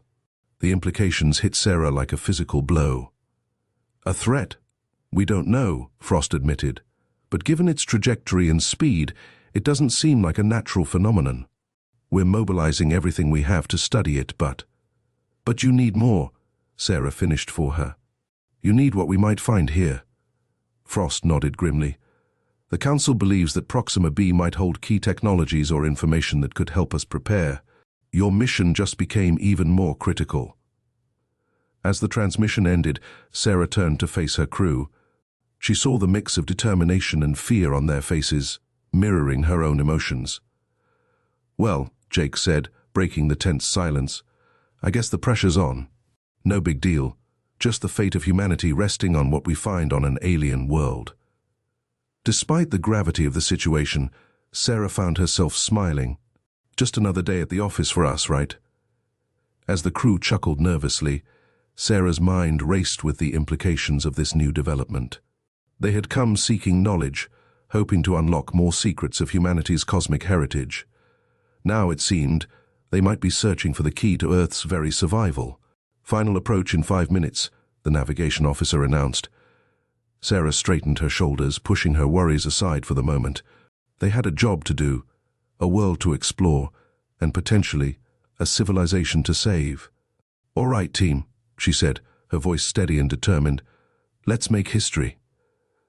As the alien world grew larger in their view screen, Sarah couldn't shake the feeling that this was just the beginning of an even greater adventure, and perhaps their greatest trial yet.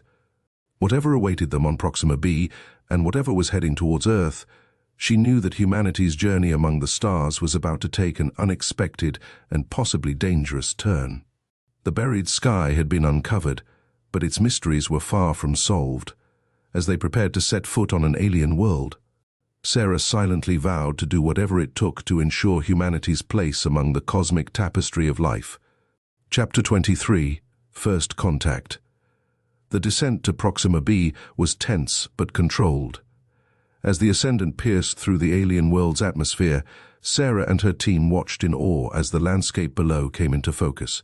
"It's beautiful," Dr. Reeves breathed, his eyes wide as he took in the vista of purplish vegetation and shimmering bodies of liquid that might have been water or something else entirely. Jake's voice cut through the moment of wonder. "I'm picking up some unusual energy readings, about 20 kilometers north of our landing site." Sarah nodded, her scientist's mind already cataloging the possibilities. "We'll investigate after we've established base camp. Remember, we're on a clock here. Whatever's coming towards Earth, we need to find something that can help us prepare." The ship touched down in a clearing amidst the alien foliage. As the team prepared to disembark, Sarah couldn't shake a feeling of déjà vu. It reminded her of that first artifact site on Earth, So long ago now. The beginning of a journey that had led them across the stars. Clad in their advanced environmental suits, the team stepped out onto the alien soil. The gravity was slightly stronger than Earth's, the air tinged with unfamiliar scents even through their filters. Fan out, Sarah instructed. Standard first contact protocols. Document everything, but don't interfere with the local ecosystem more than necessary. For hours, they explored the area around their landing site, collecting samples and data. The alien world was teeming with life, but nothing that appeared sentient. At least, not at first glance. It was Jake who made the discovery. "Guys, you need to see this." His voice crackled over the comm. The team converged on his position. Before them stood what could only be described as a structure, a towering spire of some crystalline material that pulsed with an inner light. "It's artificial, Doctor." Reeves confirmed, his handheld scanner buzzing with activity. "And if I'm reading this correctly, it's broadcasting something." Sarah approached the structure cautiously. As she neared, she felt a familiar sensation, the same psychic touch she had experienced in the cradle. "It's a beacon," she realized aloud, "left here by the architects." Suddenly, the spire flared to life. A holographic display sprang into existence, showing a map of the galaxy. A pulsing red dot marked their location, while a web of lines connected various star systems. "It's a network," Jake breathed. "The architects left these beacons on multiple worlds." Before they could process this revelation, another signal appeared on the map. A massive chaotic energy signature moving steadily towards Earth. "That must be what Frost detected," Sarah said grimly. "But seeing it like this, it's even more massive than we thought." The hologram shifted, zooming in on the approaching entity. It defied easy description, a roiling mass of energy and matter, constantly shifting and reforming. A voice echoed in their minds, ancient and weary, "The Devourers approach." As they have done countless times before, they come to feast on the potential of emerging species. "Who are you?" Sarah asked aloud, though she suspected she already knew the answer. "We are what remains of those you call the architects," the voice replied. "We have waited long for a species to reach this place, to prove themselves worthy of the knowledge we left behind." The hologram shifted again, showing scenes of cosmic destruction, entire civilizations wiped out by the approaching entity. "The Devourers are drawn to the energy of ascension," the voice explained. "They consume it, destroying all in their path. We fought them for eons, seeding the galaxy with life in hopes of finding allies strong enough to stand against them." Sarah's mind raced with the implications. The trials, the cradle, it was all to prepare us for this? "Yes," the voice confirmed. "You have proven your potential. Now you face your greatest test. In this beacon we have left the knowledge you need. But be warned, to use it is to draw the Devourer's full attention. The choice, as always, is yours." The voice faded, leaving the team in stunned silence. Sarah stared at the hologram, watching the representation of the Devourers creep ever closer to Earth. "Well," Jake said, breaking the silence, "I guess we found what we came for. Not exactly the alien technology treasure trove we were hoping for, though." Sarah turned to her team, seeing the mix of fear and determination on their faces. "We always knew our journey to the stars would be fraught with dangers," she said.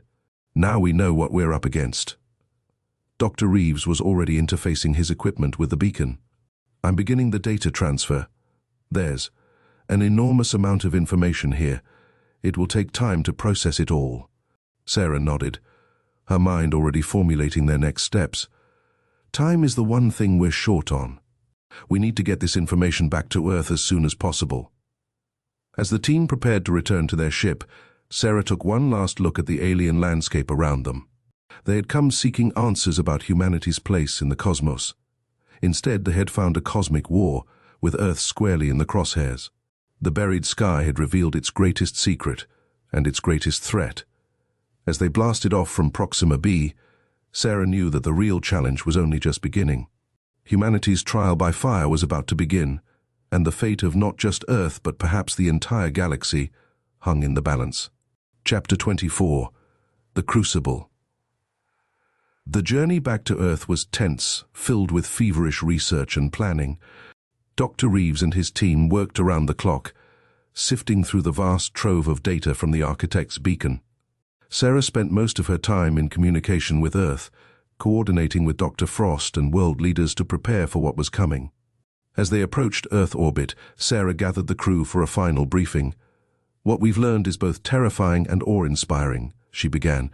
"The Devourers are unlike anything we've ever encountered. They exist as a collective consciousness, feeding on the potential energy of civilizations on the brink of cosmic ascension." Dr. Reeves stepped forward, his normally jovial face etched with concern. "The good news is, the architects left us blueprints for technologies that could help us defend ourselves. The bad news is, we have less than a year to implement them on a global scale." Jake chimed in. "And let's not forget, the moment we start using this tech, we're painting a big target on our backs. The Devourers will know exactly where we are and what we're capable of." Sarah nodded grimly. "Which is why we need to be absolutely certain before we proceed. This isn't just a scientific decision, it's a choice that will affect the entire human race." As the Ascendant docked with the International Space Station, Sarah could see the changes that had occurred in their absence. The station had nearly tripled in size, now serving as a hub for humanity's burgeoning space fleet. Dr. Frost was waiting for them as they disembarked. Her face was a mask of determination. "Welcome back," she said. "I hope you brought us a miracle." The next few weeks were a whirlwind of activity. Sarah and her team presented their findings to a special session of the United Nations. The revelation of the Devourer's existence and the choice humanity faced sent shockwaves through global society. Debates raged across the world. Some argued for immediately implementing the architect's technology, seeing it as humanity's only hope for survival. Others cautioned restraint, fearing that using the alien tech would only hasten the Devourer's arrival. In the end, the decision came down to a global referendum. Sarah found herself at the center of it all, making the case for moving forward. "I've seen what's out there," she told billions of viewers in a worldwide broadcast. "The universe is full of wonders beyond our imagination, but also dangers we can scarcely comprehend. The Devourers are coming, whether we're ready or not. We have a choice. We can hide and hope they pass us by, or we can stand and fight for our place among the stars." The vote was close, but in the end, humanity chose to act. The next 6 months saw an unprecedented global effort. The Cosmic Heritage Project, once a scientific endeavor, became the focal point of human civilization. Massive space stations were constructed in Earth orbit, equipped with energy shields and weapons, based on the architect's designs. The moon was transformed into a fortress, bristling with defenses. Even Mars saw the beginnings of militarization. But it wasn't all about warfare. The architect's knowledge also brought advancements in clean energy, medicine, and space travel.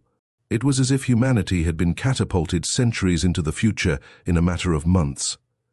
As the deadline approached, Sarah found herself back on the expanded International Space Station, now serving as Earth's primary command center. She stood at the viewport, watching her home planet spin below, marveling at how far they'd come and wondering if it would be enough. Dr. Frost joined her, their old rivalry long since replaced by a wary respect. "It's almost time," Frost said quietly. "The Devourers will be entering the solar system within the hour." Sarah nodded, feeling the weight of the moment. "Have you ever wondered if we made the right choice?" she asked. "If we should have just stayed quiet, remained hidden?" Frost was silent for a long moment before responding. "Perhaps. But that's not who we are. Humanity has always pushed boundaries, always reached for the stars. For better or worse, this is our crucible." As if on cue, alarms began to blare throughout the station. On the main view screen, a massive distortion appeared at the edge of the solar system. "This is it," Sarah breathed, straightening her shoulders. "All stations, battle positions. May whatever gods are out there watch over us." As humanity's defenses powered up and the Devourers approached, Sarah couldn't help but think of how far they'd come. From that first buried artifact to the edge of an interstellar war. The buried sky had been uncovered, revealing a universe more vast and dangerous than they'd ever imagined. Now, it was time to see if humanity was truly ready to claim its place among the stars. Chapter 25, The Battle for Earth. The Devourer's arrival was both beautiful and terrifying. The edge of the solar system erupted in a kaleidoscope of energies as the massive entity breached the heliopause. Instruments across Earth's defense network went haywire, struggling to process the readings. "My God," Dr. Reeves whispered, staring at the main view screen. "It's like looking at a living galaxy." Sarah snapped into action. "All stations, initiate Defense Protocol Alpha. Activate the Architect Shield Network." Across the solar system, massive energy fields flickered to life.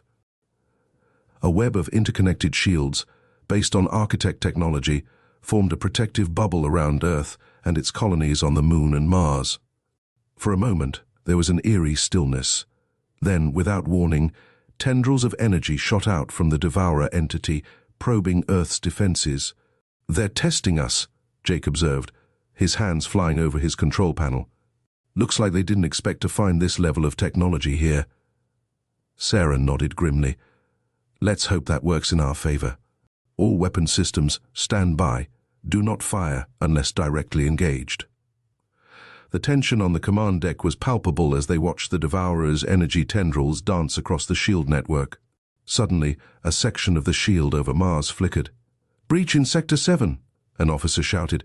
"Mars colony is reporting localized shield failure." "Divert power from the asteroid belt defenses," Sarah ordered. "We need to hold that line." The battle had begun in earnest. The Devourers launched wave after wave of energy attacks, each more powerful than the last. Earth's defenses held, but the strain was evident. Hours turned into days.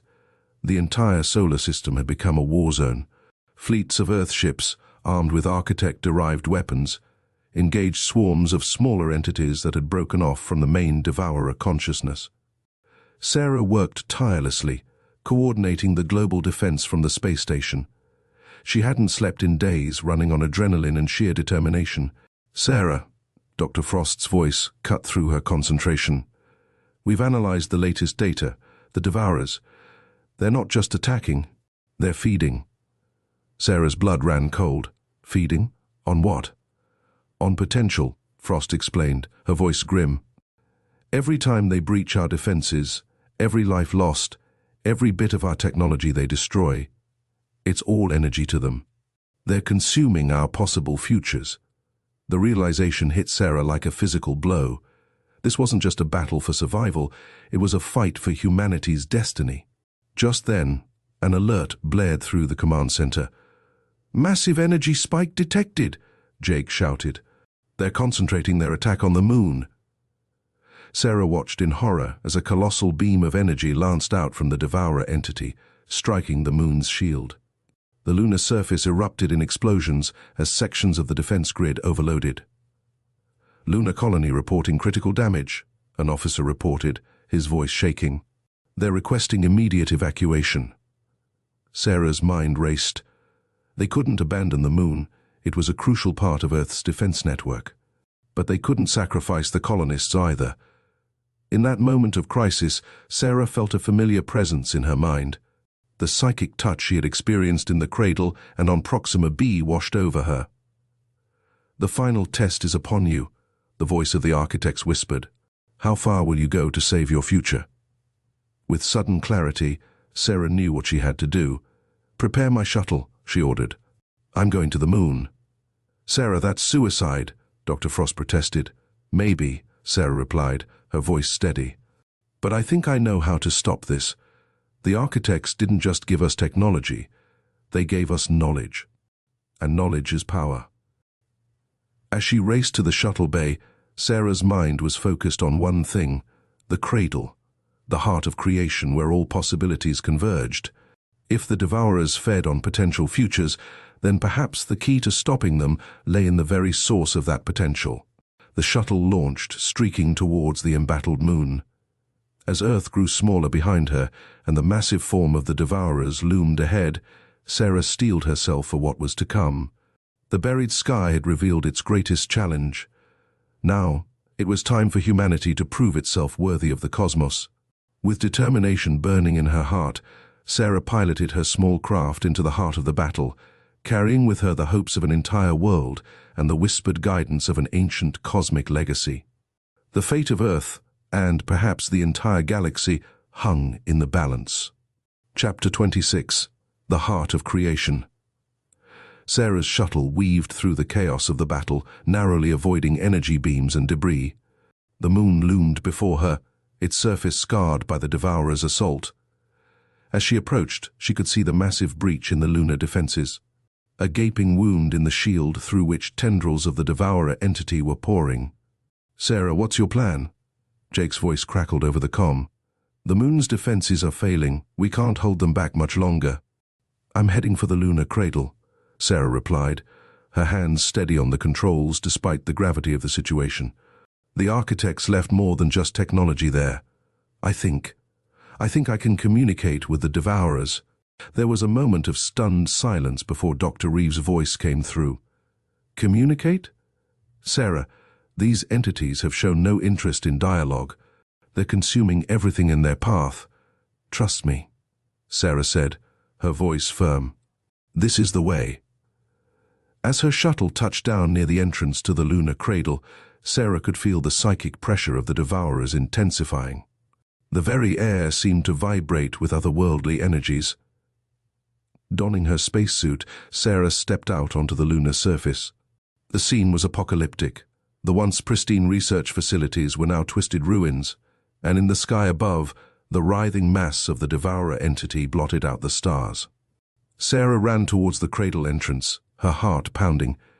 As she approached, the familiar symbols on the door began to glow, responding to her presence. The massive portal slid open, revealing the shimmering energy field that led to the heart of the cradle. Without hesitation, Sarah stepped through. The world around her dissolved into a swirling vortex of light and possibility. She found herself in a space beyond space, a realm where the laws of physics seemed more like guidelines. In the center of it all stood a pulsing core of pure energy, the heart of creation itself. And surrounding it, tendrils of the Devourer entity were already probing, seeking to consume this wellspring of potential. Sarah closed her eyes, reaching out with her mind as she had learned to do in her previous encounters with architect technology. She felt the vastness of the cradle, the infinite possibilities it contained, and she felt the hunger of the Devourers, an all-consuming need to grow, to absorb, to become more. "Stop." She projected her thoughts outward. "This isn't the way." The psychic pressure intensified, threatening to overwhelm her. In her mind's eye, Sarah saw visions of countless civilizations consumed, their potential futures devoured by the insatiable entity. But she also saw something else, a profound loneliness, a fear of the void that drove the Devourers to consume everything in their path. Understanding dawned. The Devourers weren't just predators, they were survivors, desperately trying to stave off their own extinction by absorbing the potential of others.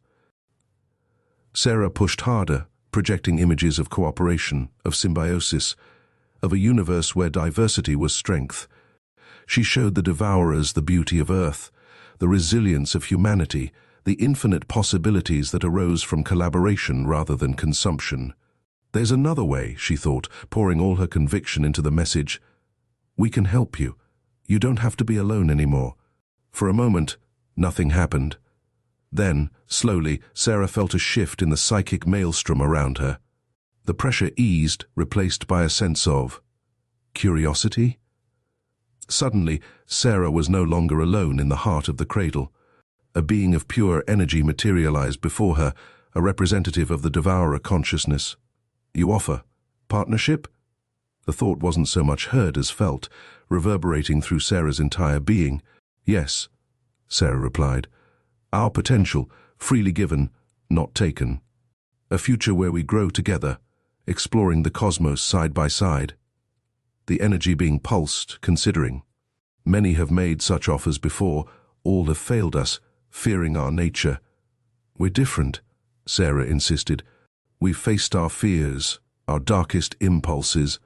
We've chosen to reach for the stars despite the risks. Let us show you a new way to exist." There was a long moment of silence. Then, gradually, Sarah felt the psychic pressure throughout the solar system begin to recede. The tendrils of the Devourer entity withdrew from Earth's defenses, coalescing into a more defined form. "We accept," the energy being communicated. We will learn. We will grow together. Relief washed over Sarah, so profound she felt her knees buckle. She had done it. Against all odds, she had found a way to save Earth and perhaps set a new course for the entire galaxy. As the vision of the cradle began to fade, Sarah heard one last whisper from the architects. You have passed the final test. The future is yours to shape. Sarah opened her eyes to find herself back on the lunar surface. Above her, the devourer entity was transforming, its chaotic energy resolving into a shimmering, galaxy-like pattern that pulsed with newfound purpose. Her comm crackled to life, filled with the jubilant voices of her team and the cheers of billions back on Earth. They had done it. They had faced the ultimate challenge and emerged victorious. As Sarah looked up at the stars, no longer hidden by the devourer's mass, she felt a profound sense of awe. The buried sky had been fully revealed, and with it, a new chapter in cosmic history was about to begin. Humanity had claimed its place among the stars, not through conquest, but through understanding and cooperation. The journey that had begun with a single buried artifact had led them to this moment of transformation. And it was only the beginning. Chapter 27, New Horizons. 1 year later, Sarah stood at the observation deck of the newly constructed Harmony Station, watching as Earth rotated slowly beneath her. The station, a massive structure that dwarfed its predecessor, served as the central hub for humanity's rapidly expanding presence in space. Still hard to believe, isn't it? Jake's voice came from behind her. She turned to see him approach, a grin on his face. A year ago, we were fighting for our survival. Now look at us. Sarah nodded, returning his smile. We've come so far in such a short time. Sometimes I wonder if it's all a dream. The past year had been one of unprecedented growth and change for humanity. The partnership with the transformed devourers, now called the Synthesis, had ushered in a new era of cosmic exploration and understanding. Dr. Reeves is looking for you, Jake said. Says he's made a breakthrough with the Synthesis communication protocols. As they made their way through the station, Sarah marveled at the diversity of the crew. Humans worked alongside holographic projections of Synthesis consciousness, the two species learning from each other in ways that would have seemed impossible just a year ago. They found Dr. Reeves in the main research lab, his eyes alight with excitement. Ah, Sarah, just in time. We've managed to establish a stable quantum entanglement link with the Synthesis core consciousness. We can now communicate instantly across vast distances. Sarah's mind raced with the implications. This could revolutionize our deep space exploration efforts. Exactly, Reeves beamed. But there's more. The Synthesis have shared information about other spacefaring civilizations they've encountered. Sarah, the galaxy is teeming with life. Before Sarah could respond, an alert chimed through the station. Incoming transmission from Earth, a voice announced. Priority 1. The main screen flickered to life, revealing the face of Dr. Frost. Sarah, we've detected something. A signal coming from deep space. Well, you need to see this for yourself. The image shifted, showing a star map. A pulsing dot indicated the source of the signal, originating from a system near the galactic core. We've decoded part of the message, Frost continued. It's an invitation from the architects. Sarah felt her breath catch. The architects? But I thought. We all did, Frost nodded. But it seems they're not as extinct as we believed. They're calling for a gathering of spacefaring civilizations, a cosmic summit, if you will. The implications were staggering. Humanity, barely a year into its true cosmic emergence, was being invited to join the galactic community. We'll need to prepare a delegation, Sarah said, her mind already racing with plans. And we'll need to bring representatives from the Synthesis as well. This concerns all of us now. Dr. Frost nodded in agreement. The UN Security Council is already convening to discuss this. But Sarah, they want you to lead the mission. Sarah felt a mix of excitement and apprehension. This would be humanity's official debut on the galactic stage. The responsibility was enormous. When do we leave? She asked, her voice steady despite the butterflies in her stomach. "The Synthesis have offered the use of their fastest ship," Frost replied. "If you accept, you'll depart in 1 week." As the transmission ended, Sarah turned to Jake and Dr. Reeves. She saw in their eyes the same mix of excitement and nervousness that she felt. "Well," Jake said with a grin, "looks like we're in for another adventure. The buried sky just keeps getting bigger, doesn't it?" Sarah nodded, a smile spreading across her face. "That it does. And we'll face it together, just like always." As they began to plan for the upcoming mission, Sarah couldn't help but feel a sense of wonder. The journey that had begun with a single artifact had led humanity to the stars, through conflict and cooperation, to the threshold of a new era. The buried sky had been fully revealed, but its mysteries were far from exhausted.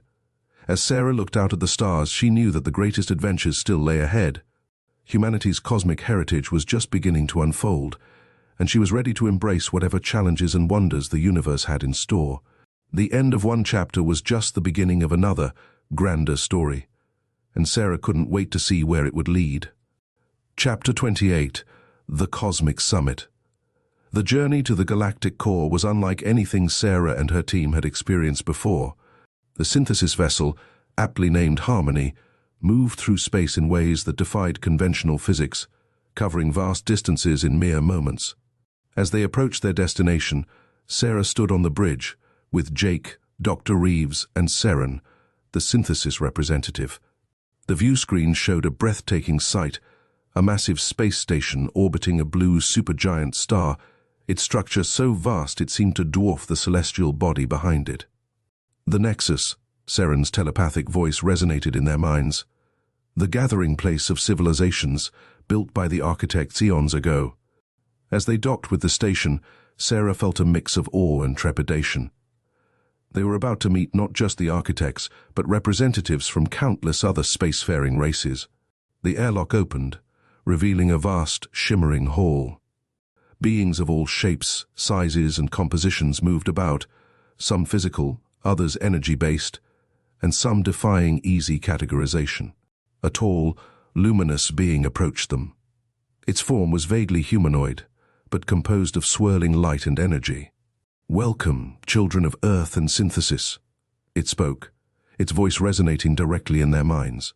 "I am Zaren, last of the Architect Council. We have long awaited this day." Sarah stepped forward, bowing slightly. "We are honored to be here. I am Sarah Chen, representing Earth. We have so many questions." Zaren's form shimmered with what seemed like amusement. "And there will be time for answers. But first, we must address the reason for this gathering." The architect led them to a grand chamber where representatives from dozens of civilizations were assembled. Sarah noticed some species she recognized from synthesis memories, while others were completely alien.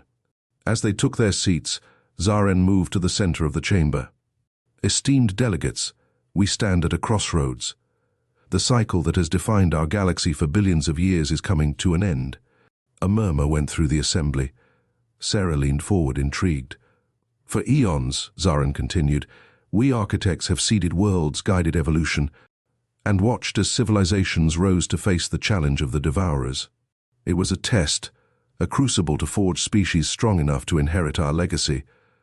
The architect's gaze swept the room, lingering on Sarah and her team. "But now, something unprecedented has occurred. The humans of Earth, aided by the knowledge we left behind, did not merely survive the Devourer threat, they transformed it. The synthesis represents a new path, one we had not foreseen." Sarah felt the weight of countless alien gazes upon her. She straightened in her seat, meeting their looks with quiet determination. "This changes everything," Zaren declared. "The old cycle is broken. Now, we must decide the future of our galaxy together." What followed was unlike any diplomatic summit in human history. Species with wildly different biologies, cultures, and modes of thought debated the path forward. Some advocated for a galactic federation, others for a looser confederation of independent worlds. Throughout it all, Sarah and her team found themselves at the center of attention. Earth's handling of the Devourer crisis had made them the subject of both admiration and suspicion. As the debates raged on, Sarah felt a familiar presence in her mind. She turned to see Zaren beckoning her to a secluded alcove. You have questions, the architect stated simply. Sarah nodded. Why us? Why was Earth chosen for this role? Zarin's form shimmered thoughtfully. In truth, you chose yourselves. Of all the worlds we seeded, yours showed a unique balance, the drive to explore tempered by empathy, the will to survive coupled with the ability to change. The architect's next words sent a chill down Sarah's spine. But your greatest test is yet to come. The transformation of the Devourers has set in motion events beyond even our prediction. The galaxy is changing, Sarah Chen, and your species will play a pivotal role in shaping its future. Before Sarah could ask for clarification, an alarm blared through the station. The main view screen flickered to life, showing a massive anomaly forming at the edge of the system. It cannot be, Zarin whispered, genuine fear in its mental voice. They were not supposed to return so soon. Who? Sarah asked, her heart racing. What's happening? The architect turned to her, its luminous form dimming slightly. The ones who came before us. The ones we fled from eons ago. They have found us, and they are coming. As panic spread through the assembly, Sarah realized that the revelation of the buried sky was far from complete. A new chapter in the cosmic drama was about to unfold. And once again, humanity found itself at the center of a galactic crisis. The summit that was meant to usher in a new era of cooperation had just become a council of war. As Sarah looked out at the approaching anomaly, she knew that everything they had faced so far had been merely a prelude. The true test of humanity's cosmic heritage was about to begin. Chapter 29. The Precursors. Chaos erupted in the Grand Chamber as delegates from various civilizations reacted to the looming threat. Panic, confusion, and heated debates filled the air. Sarah, however, remained focused, her mind racing to process this new development. Zarin, she said, turning to the architect. Who exactly are these beings? What are we facing? The luminous being's form flickered with what Sarah interpreted as a mix of fear and resignation. They are the precursors, the civilization that came before us. In your terms, they would be akin to our creators, and potentially our destroyers. Dr. Reeves, who had joined them, interjected, but why would they want to destroy you, their own creation? Zarin's response was grim. The precursors see the universe as their laboratory. They seed galaxies with life, nurture civilizations to advance, and then they harvest. They collect the fruits of cosmic evolution, absorbing the knowledge and capabilities of entire galaxies before moving on to the next. Sarah felt a chill run down her spine. And that's why you created the Devourers, as a defense mechanism? Yes, Zarin confirmed. The Devourers were meant to cull civilizations that weren't strong enough to resist the precursors, while allowing the worthy ones to advance. But your solution, the synthesis, has changed the equation. It seems to have drawn the precursors' attention earlier than we anticipated. Suddenly, the station shuddered. The anomaly had grown, now visible to the naked eye through the station's viewports, a swirling vortex of dark energy that seemed to devour light itself. We need a plan, Sarah declared, her voice cutting through the panic in the chamber. We can't face this threat divided. Jake nodded in agreement. Sarah's right. We need to pool our resources, our knowledge. If we stand together, we might have a chance. Seren, the synthesis representative, stepped forward.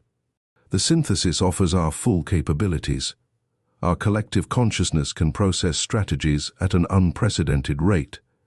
As if spurred by this show of unity, other delegates began to voice their support. Species that had been at odds moments ago now found common ground in the face of this existential threat. Zarin observed this with a glimmer of hope.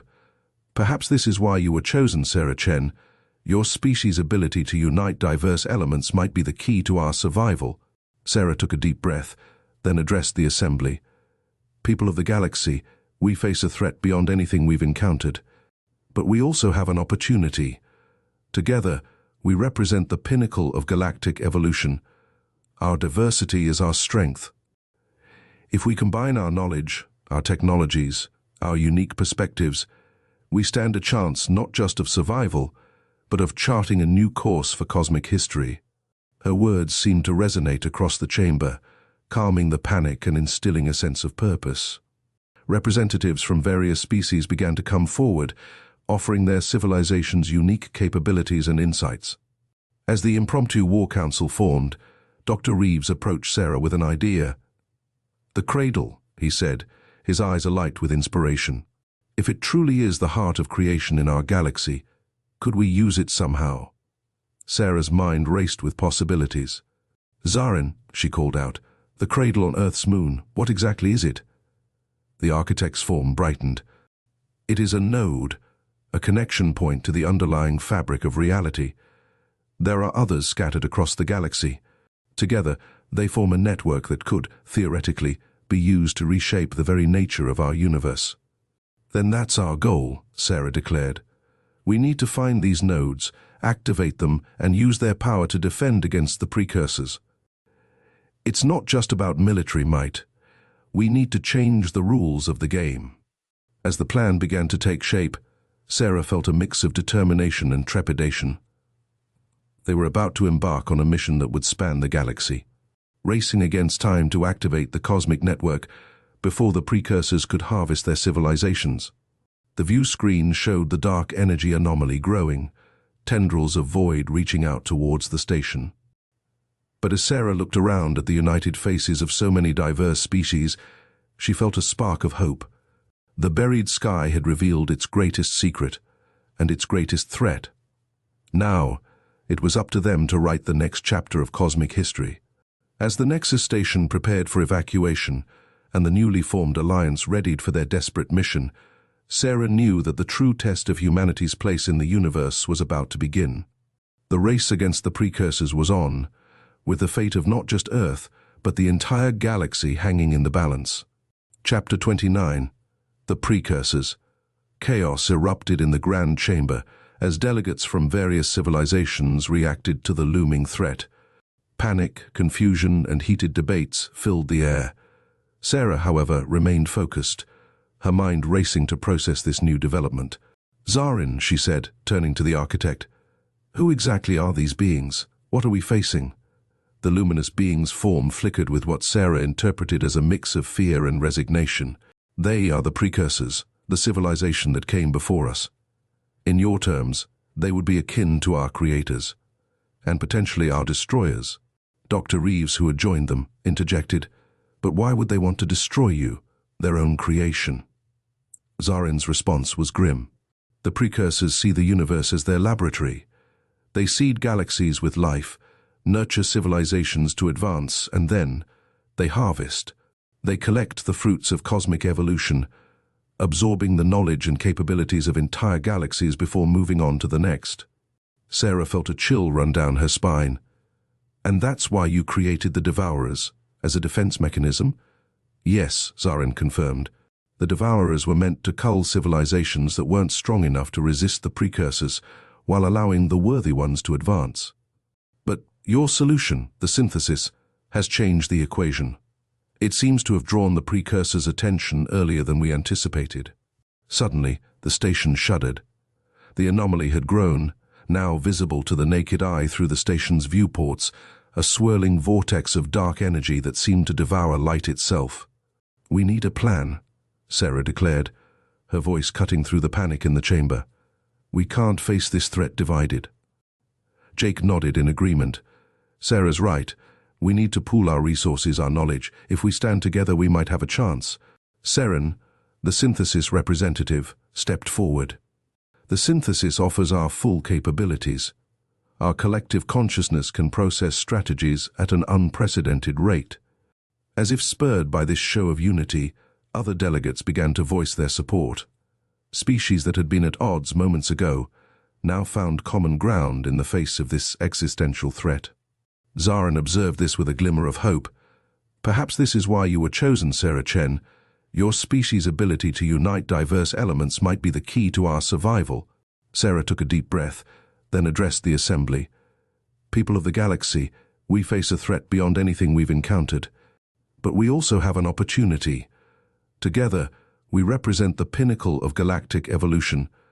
Our diversity is our strength. If we combine our knowledge, our technologies, our unique perspectives, we stand a chance not just of survival, but of charting a new course for cosmic history. Her words seemed to resonate across the chamber, calming the panic and instilling a sense of purpose. Representatives from various species began to come forward, offering their civilization's unique capabilities and insights. As the impromptu war council formed, Dr. Reeves approached Sarah with an idea. "The cradle," he said, his eyes alight with inspiration. "If it truly is the heart of creation in our galaxy, could we use it somehow?" Sarah's mind raced with possibilities. "Zarin," she called out, "the cradle on Earth's moon, what exactly is it?" The architect's form brightened. "It is a node, a connection point to the underlying fabric of reality. There are others scattered across the galaxy. Together, they form a network that could, theoretically, be used to reshape the very nature of our universe." "Then that's our goal," Sarah declared.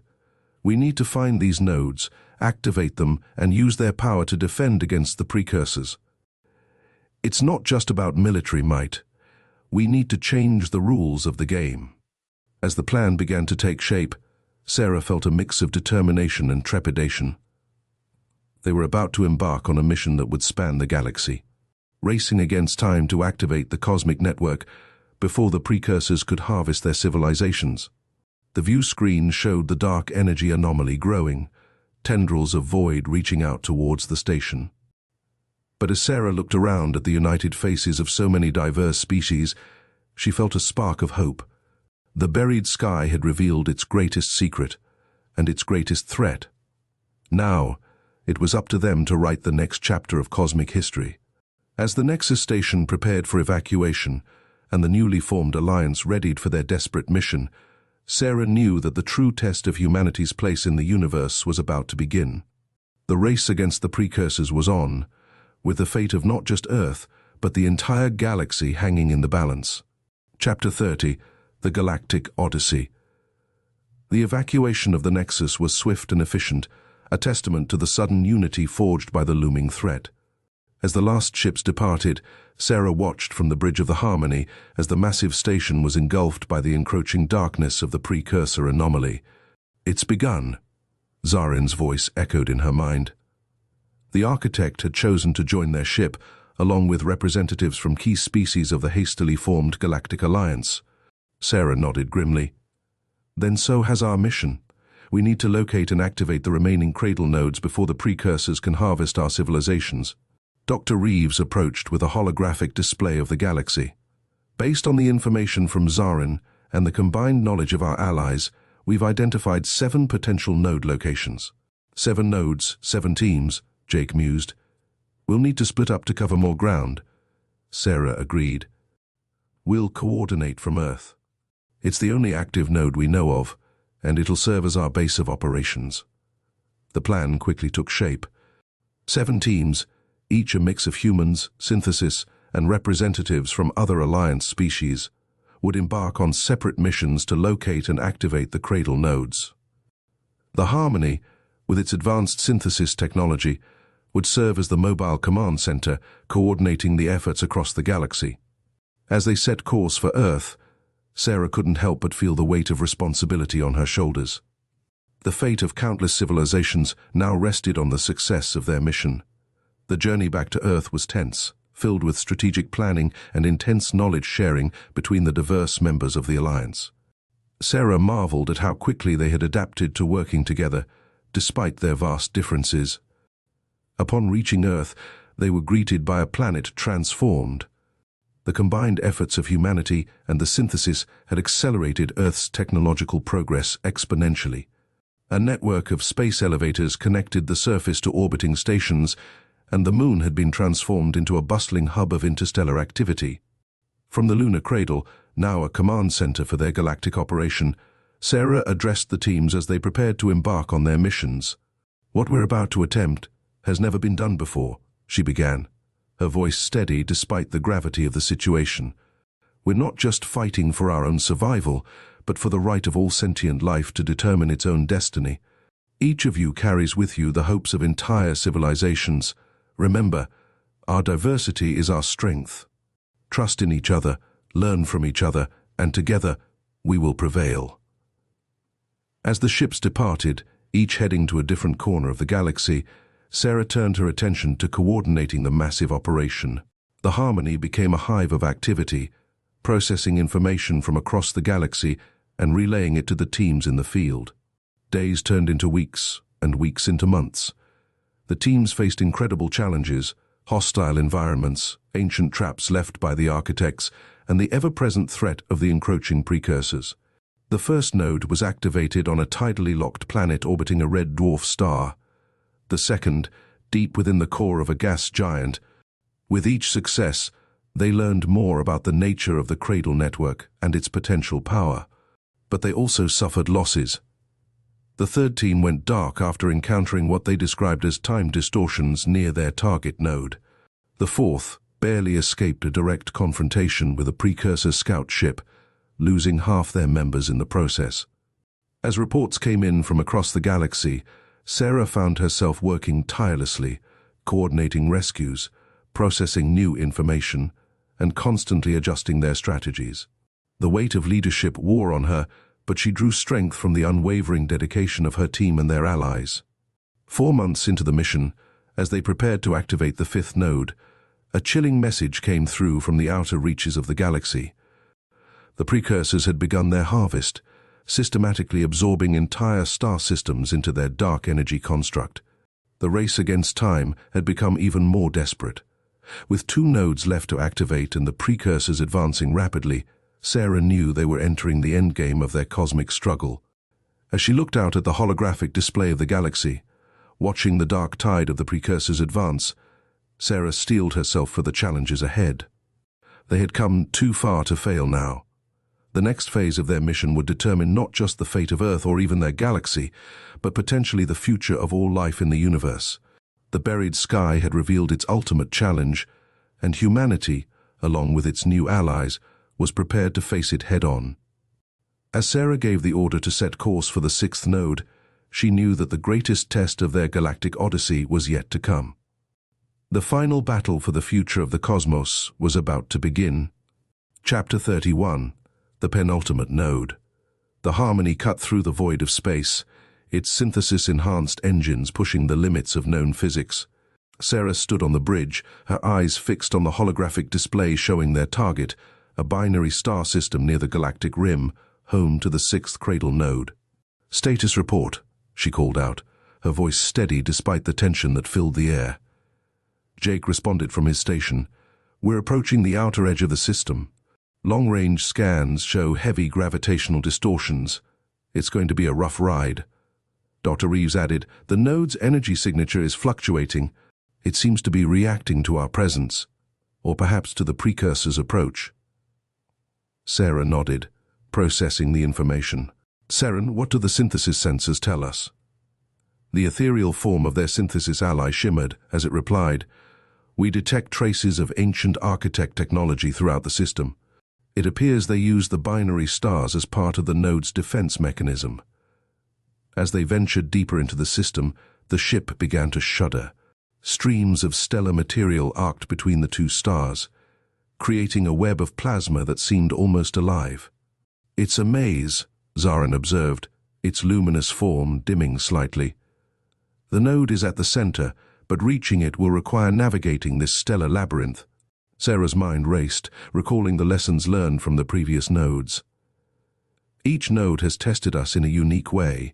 This one, it's about cooperation, isn't it? No single species could navigate this alone." Zarin's form brightened in what Sarah had come to recognize as approval. "Precisely. The power of the Cradle network can only be wielded by those who truly understand unity in diversity." With renewed determination, Sarah began coordinating their approach. The Harmony's crew, a mix of humans, synthesis, and representatives from a dozen alien species, worked in perfect synchronization. Jake's piloting skills were pushed to their limits as he guided the ship through the ever-shifting maze of stellar material. Dr. Reeves and his multi-species science team worked frantically to predict the plasma flows, while Saren and the Synthesis Collective processed vast amounts of data to optimize their path. As they neared the center of the system, a massive solar flare erupted, threatening to engulf the ship. But before Sarah could even give the order, a shield of pure energy enveloped the Harmony. She turned to see Zarin, its form pulsing with exertion. The architects left more than just technology, the ancient being explained. We left a part of ourselves in each node. Your arrival has awakened that essence. With the combined efforts of the crew and the awakened architect essence, they finally reached the core of the binary system. There, suspended between the two stars, floated a structure that defied description, part machine, part organic, and part pure energy. The sixth node, Sarah breathed, a mix of awe and relief in her voice. But their victory was short-lived. As they prepared to dock with the node, alarms blared throughout the ship. "Massive energy spike detected," Dr. Reeves shouted. "Something's coming through." The space before them twisted and warped, and from the distortion emerged a sight that filled them all with dread. A precursor ship, if it could be called that, a vast writhing mass of dark energy that seemed to devour the very light around it. "They found us," Jake said, his voice grim, "and we're trapped between them and the stars." Sarah's mind raced. They were so close to activating the node, but the precursor vessel could destroy them in an instant. Time seemed to slow as she considered their options. Then an idea struck her, a dangerous, possibly suicidal idea, but one that might just work. "Zarin," she said, turning to the architect, "you said a part of you was left in each node. Can you communicate with it?" The luminous being seemed to understand her plan immediately. "Yes, but influencing it directly could have unpredictable consequences." "We're out of options," Sarah declared. "Everyone, prepare for emergency maneuvers. Zarin, on my mark, I need you to provoke a simultaneous flare from both stars." As the crew braced themselves and the precursor ship drew nearer, Sarah took a deep breath. Everything hinged on perfect timing. "Now," she shouted. Several things happened at once. Zarin's form flared brilliantly as it connected with the node's essence. Both stars erupted in massive flares, their combined energy surging towards the harmony. At the last possible second, Jake engaged the ship's full thrust, propelling them straight towards the node. The precursor vessel, caught in the middle of the stellar maelstrom, writhed in apparent agony as its dark energy construct was bombarded with intense radiation. In a maneuver that defied all logic and physics, the harmony slipped through a gap in the flares and made contact with the node. The moment they touched, a surge of energy, unlike anything they had ever experienced, flooded through the ship. Sarah felt her consciousness expand, connecting momentarily with the vast network of the cradle. In that instant, she glimpsed the true nature of the universe and the role they were playing in its cosmic drama. As quickly as it began, the moment passed. The harmony emerged on the other side of the node, its systems pulsing with newfound energy. Behind them, the precursor ship had vanished, either destroyed or forced to retreat. The sixth node glowed with vibrant life, fully activated and connected to the growing network. As the crew recovered from the intense experience, a mix of exhilaration and disbelief filled the bridge. They had done it. Against all odds, they had activated the sixth node and survived a direct encounter with the precursors. But Sarah knew their greatest challenge still lay ahead. With renewed determination, she gave the order to set course for the final node. The fate of the galaxy, perhaps the entire universe, would be decided there. As the harmony prepared to jump to its final destination, Sarah couldn't shake the feeling that everything they had faced so far had been merely a prelude. The true test of their unity, courage, and cosmic heritage awaited them at the seventh node. The endgame had begun. Chapter 32. The Seventh Seal. The harmony emerged from its final jump at the edge of a vast nebula, a swirling mass of gas and cosmic dust that seemed to pulse with an otherworldly energy. Somewhere within this celestial maelstrom lay the seventh and final cradle node. Sarah stood at the center of the bridge, surrounded by her diverse crew. The tension was palpable. Everyone knew the stakes of this mission. "Status report," she commanded, her voice steady despite the weight of the moment. Jake's hands danced over the controls as he responded, "The nebula's interfering with our sensors. Navigation is going to be tricky." Dr. Reeves added, "I'm detecting multiple energy signatures. It's not just the node. There's something else out there." Sarah nodded grimly. "The precursors. They must have realized this is the final node. Saren, what can the synthesis sensors tell us?" The ethereal form of their synthesis ally shimmered as it processed vast amounts of data. The nebula itself appears to be part of the node's structure. It's not natural, it's a construct, perhaps the most complex we've encountered. Zarin, who had been silent since their arrival, suddenly spoke. This is where it all began. The first world seeded by the architects, the birthplace of our cosmic legacy. As if in response to Zarin's words, the nebula shifted, revealing a glimpse of what lay at its heart, a massive structure, part organic, part machine, pulsing with energy that defied comprehension. The cradle of creation, Sarah breathed, awe evident in her voice. But their moment of wonder was short-lived. The nebula churned violently, and through the swirling gases emerged the unmistakable dark energy constructs of multiple precursor vessels. "They're here in force," Jake warned, his hands poised over the ship's controls. "We're outnumbered and outgunned." Sarah's mind raced. They had come too far to fail now, but a direct confrontation would be suicide. Then an idea struck her. "The nebula," she said, turning to Zarin. "You said it's part of the node's structure. Can we use that somehow?" The architect's form brightened with understanding. Yes, we could attune ourselves to its frequency, become one with the cradle itself." "Do it," Sarah commanded. "Everyone prepare for anything." As Zarin began the attunement process, the ship shuddered under the first assault from the precursor vessels. Dark energy tendrils lashed out, seeking to ensnare the harmony. Suddenly, Sarah felt a shift in her perception. The boundaries between herself, the ship, and the nebula began to blur. She could sense the others experiencing the same thing. Human, synthesis, and alien alike, all becoming part of something greater. Through this expanded consciousness, Sarah understood. The nebula wasn't just hiding the node, it was a test, a final challenge to prove their worthiness to wield the power of creation. With newfound clarity, she guided the harmony deeper into the nebula. The ship moved in impossible ways, phasing through matter, riding waves of probability. The precursor vessels, for all their advanced technology, couldn't follow. As they neared the heart of the nebula, Sarah felt the presence of something vast and ancient. The collected consciousness of the architects, preserved within the cradle, reached out to them. In a moment of cosmic synchronicity, the minds of Sarah, her crew, the synthesis and the echo of the architects merged. Through this union, the true nature of the cradle network was revealed. It wasn't just a weapon or a tool, it was a key to rewriting the fundamental laws of the universe. The precursors sought to harvest creation, but the architects had designed a way to renew it, to allow life and consciousness to flourish in ways previously unimaginable. As this realization dawned, the harmony finally reached the central structure.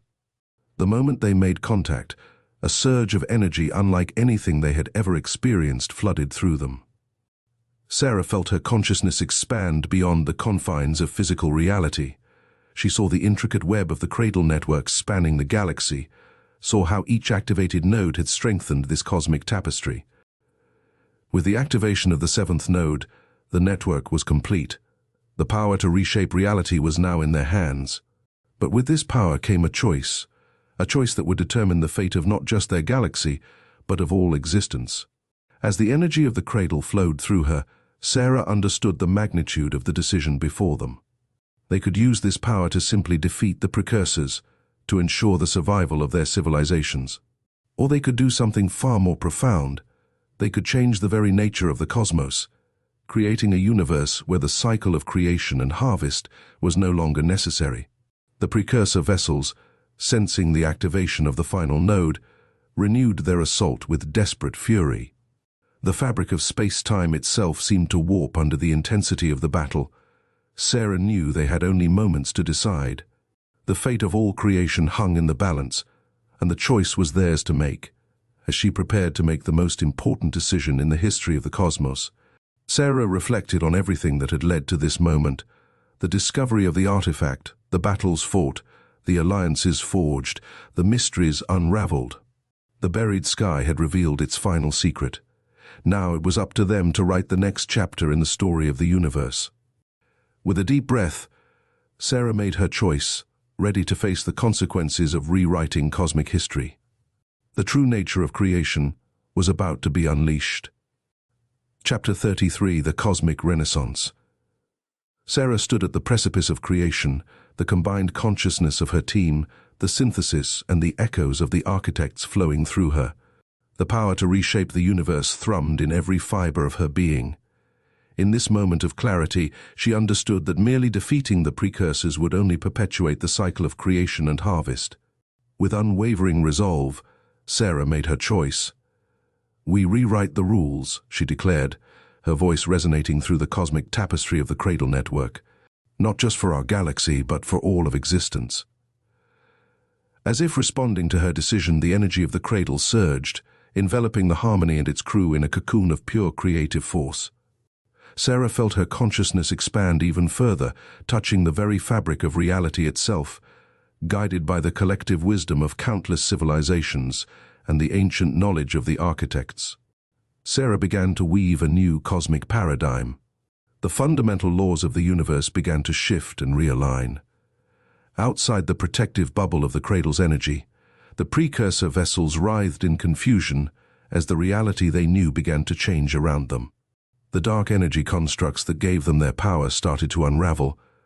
Dr. Reeves, his mind linked with Sarah's, provided the scientific framework needed to stabilize the new universal constants.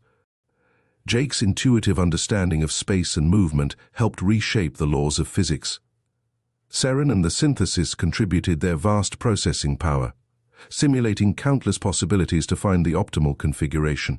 Zaren, the last of the architects, offered the final piece, the guiding principle that would define this new reality. Balance, the ancient being intoned. Not stagnation nor endless conflict, but a dynamic equilibrium that allows for growth, change, and renewal. As the new laws of reality solidified, Sarah saw visions of the universe to come. Galaxies where diverse species coexisted in harmony, sharing knowledge and resources. Civilizations that evolved not through conflict and harvest, but through cooperation and mutual uplift. A cosmos where the energy of creation flowed freely, negating the need for the destructive cycle of the precursors. The process seemed to last an eternity and yet only a moment. When it was done, Sarah felt the energy of the Cradle begin to recede. Slowly, she and her team returned to their individual consciousnesses, forever changed by the experience. As the protective bubble dissipated, they found themselves still aboard the Harmony, floating in the heart of the nebula. But the universe around them had changed in subtle yet profound ways. The precursor vessels were gone, not destroyed, but transformed. In their place floated beings of pure energy, no longer bound by the drive to harvest and consume. One of these beings approached the Harmony, its voice echoing in their minds. "We remember now," it said, a note of wonder in its telepathic voice. "We were the first creation, twisted by loneliness and fear into harvesters. You have reminded us of our true purpose." Sarah stepped forward, still adjusting to the new reality they had created. "And what is that purpose?" she asked. "To nurture, to guide, to help life flourish in all its infinite diversity," the being replied. "We will wander the cosmos, not as destroyers, but as caretakers and teachers." As the transformed precursors departed, spreading out across the universe to begin their new role, Sarah turned to her crew. Each of them bore the mark of their cosmic journey, a subtle glow in their eyes, a deeper understanding etched into their very being. "What now?" Jake asked, his voice filled with a mix of exhaustion and exhilaration. Sarah smiled, looking out at the transformed nebula, now a swirling canvas of vibrant colors and newborn stars. "Now, we explore, we learn, we grow. The buried sky has been fully revealed, but our journey is far from over." Dr. Reeves nodded in agreement. "The changes we've made, they're going to have far-reaching consequences. Every civilization in the universe will be adapting to this new reality. Then they'll need guides," Sarah declared. "Ambassadors to help them understand and thrive in this new cosmic paradigm. I'd say we're uniquely qualified for that role." As the Harmony prepared to leave the nebula, Sarah felt a profound sense of both accomplishment and anticipation. They had rewritten the laws of the universe, ushering in a new age of cosmic harmony. But she knew that this was just the beginning. The buried sky had been revealed, its secrets unlocked, and its power harnessed for the good of all creation. Now, a new chapter in the cosmic story was beginning, a tale of exploration, growth, and infinite possibilities. As they set course for Earth to share the news of their ultimate discovery and the dawn of this new cosmic age, Sarah looked out at the transformed universe. Stars shone brighter, galaxies pulsed with newfound vitality, and the very fabric of space seemed alive with potential. The greatest adventure of all was just beginning. Chapter 34, Echoes of Transformation. The journey back to Earth was unlike anything the crew of the Harmony had ever experienced. The familiar stars and celestial bodies they passed seemed imbued with a new vitality, pulsing with the energy of the rewritten cosmos. As they traveled, they began to witness the far-reaching effects of their actions at the cradle of creation. Planets that were once barren now showed signs of burgeoning life. Dying stars had been rejuvenated, their life cycles extended. Even the void between galaxies seemed less empty, filled with a subtle energy that connected all things. As they approached the Milky Way, they received transmissions from across the galaxy. Species that had been on the brink of extinction were flourishing. Age-old conflicts had given way to a new era of cooperation and understanding. The universe was awakening to its new potential. Sarah stood on the bridge, taking in the stream of information with a mix of awe and trepidation. "We've changed everything," she murmured. Dr. Reeves nodded, his eyes glued to the data scrolling across his screen. "The implications are staggering. We've essentially jump-started the next phase of cosmic evolution." Jake, piloting the ship with an ease that spoke of his newfound connection to the fabric of space-time, added, "It's not just physical changes. I can feel it, a shift in consciousness across the galaxy. It's like everyone's waking up to a new reality." Seren, the synthesis representative, shimmered with increased luminosity. "The collective consciousness of the synthesis has expanded exponentially. We are processing new forms of thought and existence that were previously inconceivable." As they entered the solar system, they were greeted by a breathtaking sight. Earth, once a blue marble suspended in space, now glowed with a subtle aura of energy. The moon, home to the first cradle node they had encountered, pulsed in harmony with this energy. "It's beautiful," Sarah breathed, her eyes filling with tears of joy and wonder. Their arrival was met with a mixture of celebration and confusion. The people of Earth, along with representatives from various galactic civilizations who had made the planet their temporary home, were still grappling with the sudden changes in reality. In the days that followed, Sarah and her crew found themselves at the center of a whirlwind of debriefings, interviews, and council meetings. They recounted their journey, explained the nature of the Cradle Network, and described the choice they had made to rewrite the fundamental laws of the universe. Some hailed them as heroes, saviors who had ushered in a new age of cosmic harmony. Others were more cautious, worried about the unforeseen consequences of such a monumental change.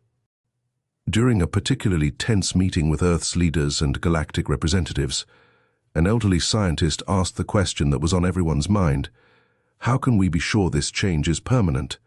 What's to stop the universe from reverting to its old ways? Sarah stood to answer, her voice calm but filled with conviction. "The change we initiated isn't just a temporary fix or a layer added on top of the old reality. We rewrote the fundamental code of the universe. The new laws of physics, the new balance of energies, they're self-sustaining and self-reinforcing." She paused, looking around the room. "But that doesn't mean our work is done. This new cosmic paradigm offers incredible opportunities, but it also comes with great responsibility. We need to learn, to grow, to become worthy stewards of this gift we've been given." Her words seemed to resonate with the assembly. Over the following weeks, a plan began to take shape. Earth would become a hub for a new galactic initiative, a combination of scientific institute, diplomatic center, and cosmic university.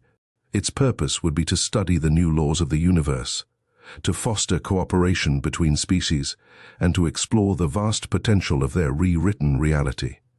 The Harmony and its crew were to become the flagship of this new era of exploration, their mission to travel the cosmos, helping civilizations adapt to the new reality and to seek out the farthest reaches of their transformed universe. As they prepared for their next journey, Sarah stood in the lunar cradle facility, gazing out at the Earth. She felt a tap on her shoulder and turned to see Jake, Dr. Reeves, Seren, and Zaren. "Ready for another adventure?" Jake asked, a gleam of excitement in his eyes. Sarah smiled, feeling a surge of affection for her diverse crew.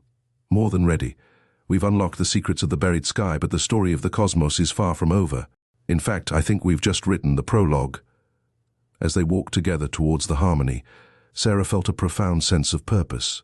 They had reshaped the universe, and now they had the privilege and responsibility of exploring the reality they had created. The buried sky had been revealed, but the greatest discoveries still lay ahead. As the Harmony prepared to launch into the transformed cosmos, Sarah knew that their journey, and the journey of all conscious beings in the universe, was only just beginning. The next chapter of cosmic history was waiting to be written, and they held the pen. Chapter 35, New Horizons. The Harmony glided silently through the cosmos, its hull shimmering with the energy of the transformed universe. Inside, the crew bustled with activity, preparing for their first official mission as ambassadors of the new cosmic order.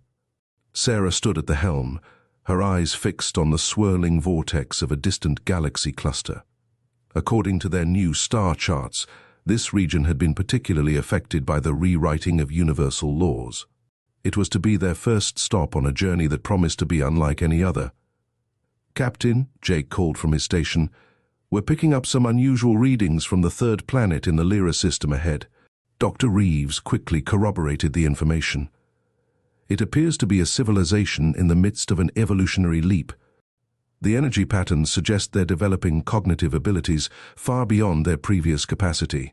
Sarah nodded, a mix of excitement and trepidation coursing through her. This was exactly the kind of situation they had been tasked to monitor and, if necessary, guide. "All right, let's make our approach. Seren, please initiate first contact protocols." As they neared the planet, the true scope of the changes became apparent. The world, once a rocky, barely habitable sphere, now pulsed with life. Vast forests covered land masses that had been barren just months ago. The oceans teemed with bioluminescent creatures, visible even from orbit. But it was the inhabitants that truly captivated the crew's attention. Humanoid in appearance, but with an ethereal quality that spoke of their rapid evolution. As the Harmony entered orbit, they received a telepathic greeting. "Welcome, shapers of reality," the message resonated in their minds. "We have been awaiting your arrival." Sarah exchanged glances with her crew. This was unexpected. "They know who we are," she mused aloud. Zaren, who had been silent until now, spoke up. "The rewriting of the universe has connected all conscious beings at a fundamental level. They may not understand the full scope of what has happened, but they sense its origin." With a mix of caution and curiosity, Sarah led a landing party to the planet's surface. They were greeted by a group of the planet's inhabitants, their bodies glowing softly with internal light. The leader of the group stepped forward, its thoughts projecting clearly to the entire team. "We thank you for the gift you have given us. Our world was dying, our people stagnant. Now, we stand at the threshold of infinite possibility." Dr. Reeves, his scientific curiosity piqued, asked, "How much do you understand about the changes that have occurred?" The being's glow intensified slightly. "We understand that the fundamental nature of reality has shifted. Our scientists are only beginning to grasp the implications, but we can feel the change in every atom of our being." As they conversed, Sarah realized that their role here would be different from what they had anticipated. These beings didn't need guidance so much as partnership in exploring the new frontiers of existence. Over the next few days, the crew of the Harmony worked alongside the planet's inhabitants, sharing knowledge and insights. They learned of other worlds in nearby systems undergoing similar transformations, of ancient conflicts dissolving in the face of newfound unity, of art and music that tapped into the very essence of the rewritten cosmos. As they prepared to leave, the leader of the planet's council approached Sarah. "We have decided to join your mission," it communicated. "Our people will send representatives to travel with you, to learn and to share our experiences with others across the galaxy. Sarah smiled, recognizing this as the beginning of a new era of cosmic cooperation. "We would be honored," she replied. Back aboard the Harmony, as they set course for their next destination, Sarah gathered her expanded crew, now including members of the newly evolved species, on the observation deck. "What we've seen here is just the beginning," she addressed them, her voice filled with conviction. "Each world, each species, each individual is adapting to our new reality in unique ways. Our job is not to dictate how they should evolve, but to facilitate understanding and cooperation across the cosmos." Jake, his eyes gleaming with excitement, added, "We're not just explorers anymore. We're witnesses to the birth of a new universal civilization." Dr. Reeves nodded in agreement. "The scientific possibilities are endless. We're going to be rewriting textbooks faster than we can print them." As the Harmony accelerated towards their next destination, Sarah felt a profound sense of purpose. They had unlocked the secrets of the buried sky, reshaped the very fabric of the universe. And now they were guiding the cosmos into a new age of enlightenment and harmony. Yet, as she gazed out at the star-studded expanse, Sarah knew that there were still mysteries to be solved, challenges to be faced. The rewritten universe was vast and full of untapped potential. Their journey was far from over. With a universe of possibilities stretching out before them, the Harmony and its diverse crew set off into the cosmic unknown, ready to write the next chapter in the grand story of existence. The buried sky had been revealed, but the greatest adventures still lay ahead. Epilogue, echoes of eternity. A millennium had passed since the day Sarah and her crew rewrote the laws of the universe. The cosmos had flourished beyond anyone's wildest dreams, giving birth to civilizations and wonders that once existed only in the realm of imagination. The Harmony, long since retired from active duty, stood as a monument in the heart of the Galactic Union's capital, a reminder of the journey that had changed everything. Its crew, though long gone, had become legends, their stories passed down through generations across countless worlds. On a quiet evening, as the twin suns of the capital planet dipped below the horizon, a young being named Lyra stood before the Harmony, her translucent skin shimmering with the bioluminescence common to her species. She was a student of cosmic history, preparing for her own journey of exploration. As she placed her hand on the ship's hull, a flood of images washed over her, echoes of memories preserved in the very atoms of the vessel. She saw flashes of the crew's adventures, felt their determination, their fear, their hope. She experienced a shadow of the moment when the universe was reborn. A gentle voice broke her reverie. "Quite a sight, isn't it?" Lyra turned to see an elderly human woman, her silver hair gleaming in the fading light. Despite her apparent age, there was a timeless quality to her, an energy that seemed to resonate with the cosmos itself. "Yes," Lyra replied, her voice filled with awe. "I've studied the history, but feeling it like this, it's overwhelming." The woman smiled, her eyes twinkling with a mixture of wisdom and mischief. "History has a way of becoming legend, and legends often obscure the truth. But the Harmony remembers, and it shares its memories with those who are ready to listen." Lyra's eyes widened as realization dawned. You can't be." The woman laughed, a sound filled with the joy of countless adventures. "Sarah Mackenzie, at your service. Or what's left of me, anyway." Lyra's mind reeled. Sarah Mackenzie, the legendary captain who had led the mission to reshape reality, should have passed on centuries ago. Yet here she stood, as real as the ship before them. As if reading her thoughts, Sarah explained, "The changes we made to the universe affected us in ways we never anticipated. Some of us found our consciousness merged with the fabric of space-time itself. We became guardians of a sort, watching over the cosmos we helped create." She turned to face the Harmony, her expression nostalgic. "We've seen civilizations rise and fall, watched as the beings of this universe have grown and evolved in ways we never imagined. And now, a new age of exploration is beginning." Lyra nodded eagerly. "That's why I'm here. I'm joining the New Horizons project. We're going to explore beyond the boundaries of known space, seeking out the farthest reaches of our transformed universe." Sarah's smile widened. "Then let me give you a piece of advice, young explorer. The universe is vast and full of wonders, but the greatest discoveries are often the ones we make about ourselves. Never lose sight of why you're out there. As the last light faded from the sky, Sarah began to shimmer, her form becoming translucent. Remember, the story of the cosmos is still being written. Each of you carries a pen. Use it wisely. With those words, she faded away, leaving Lyra alone with the harmony and her thoughts.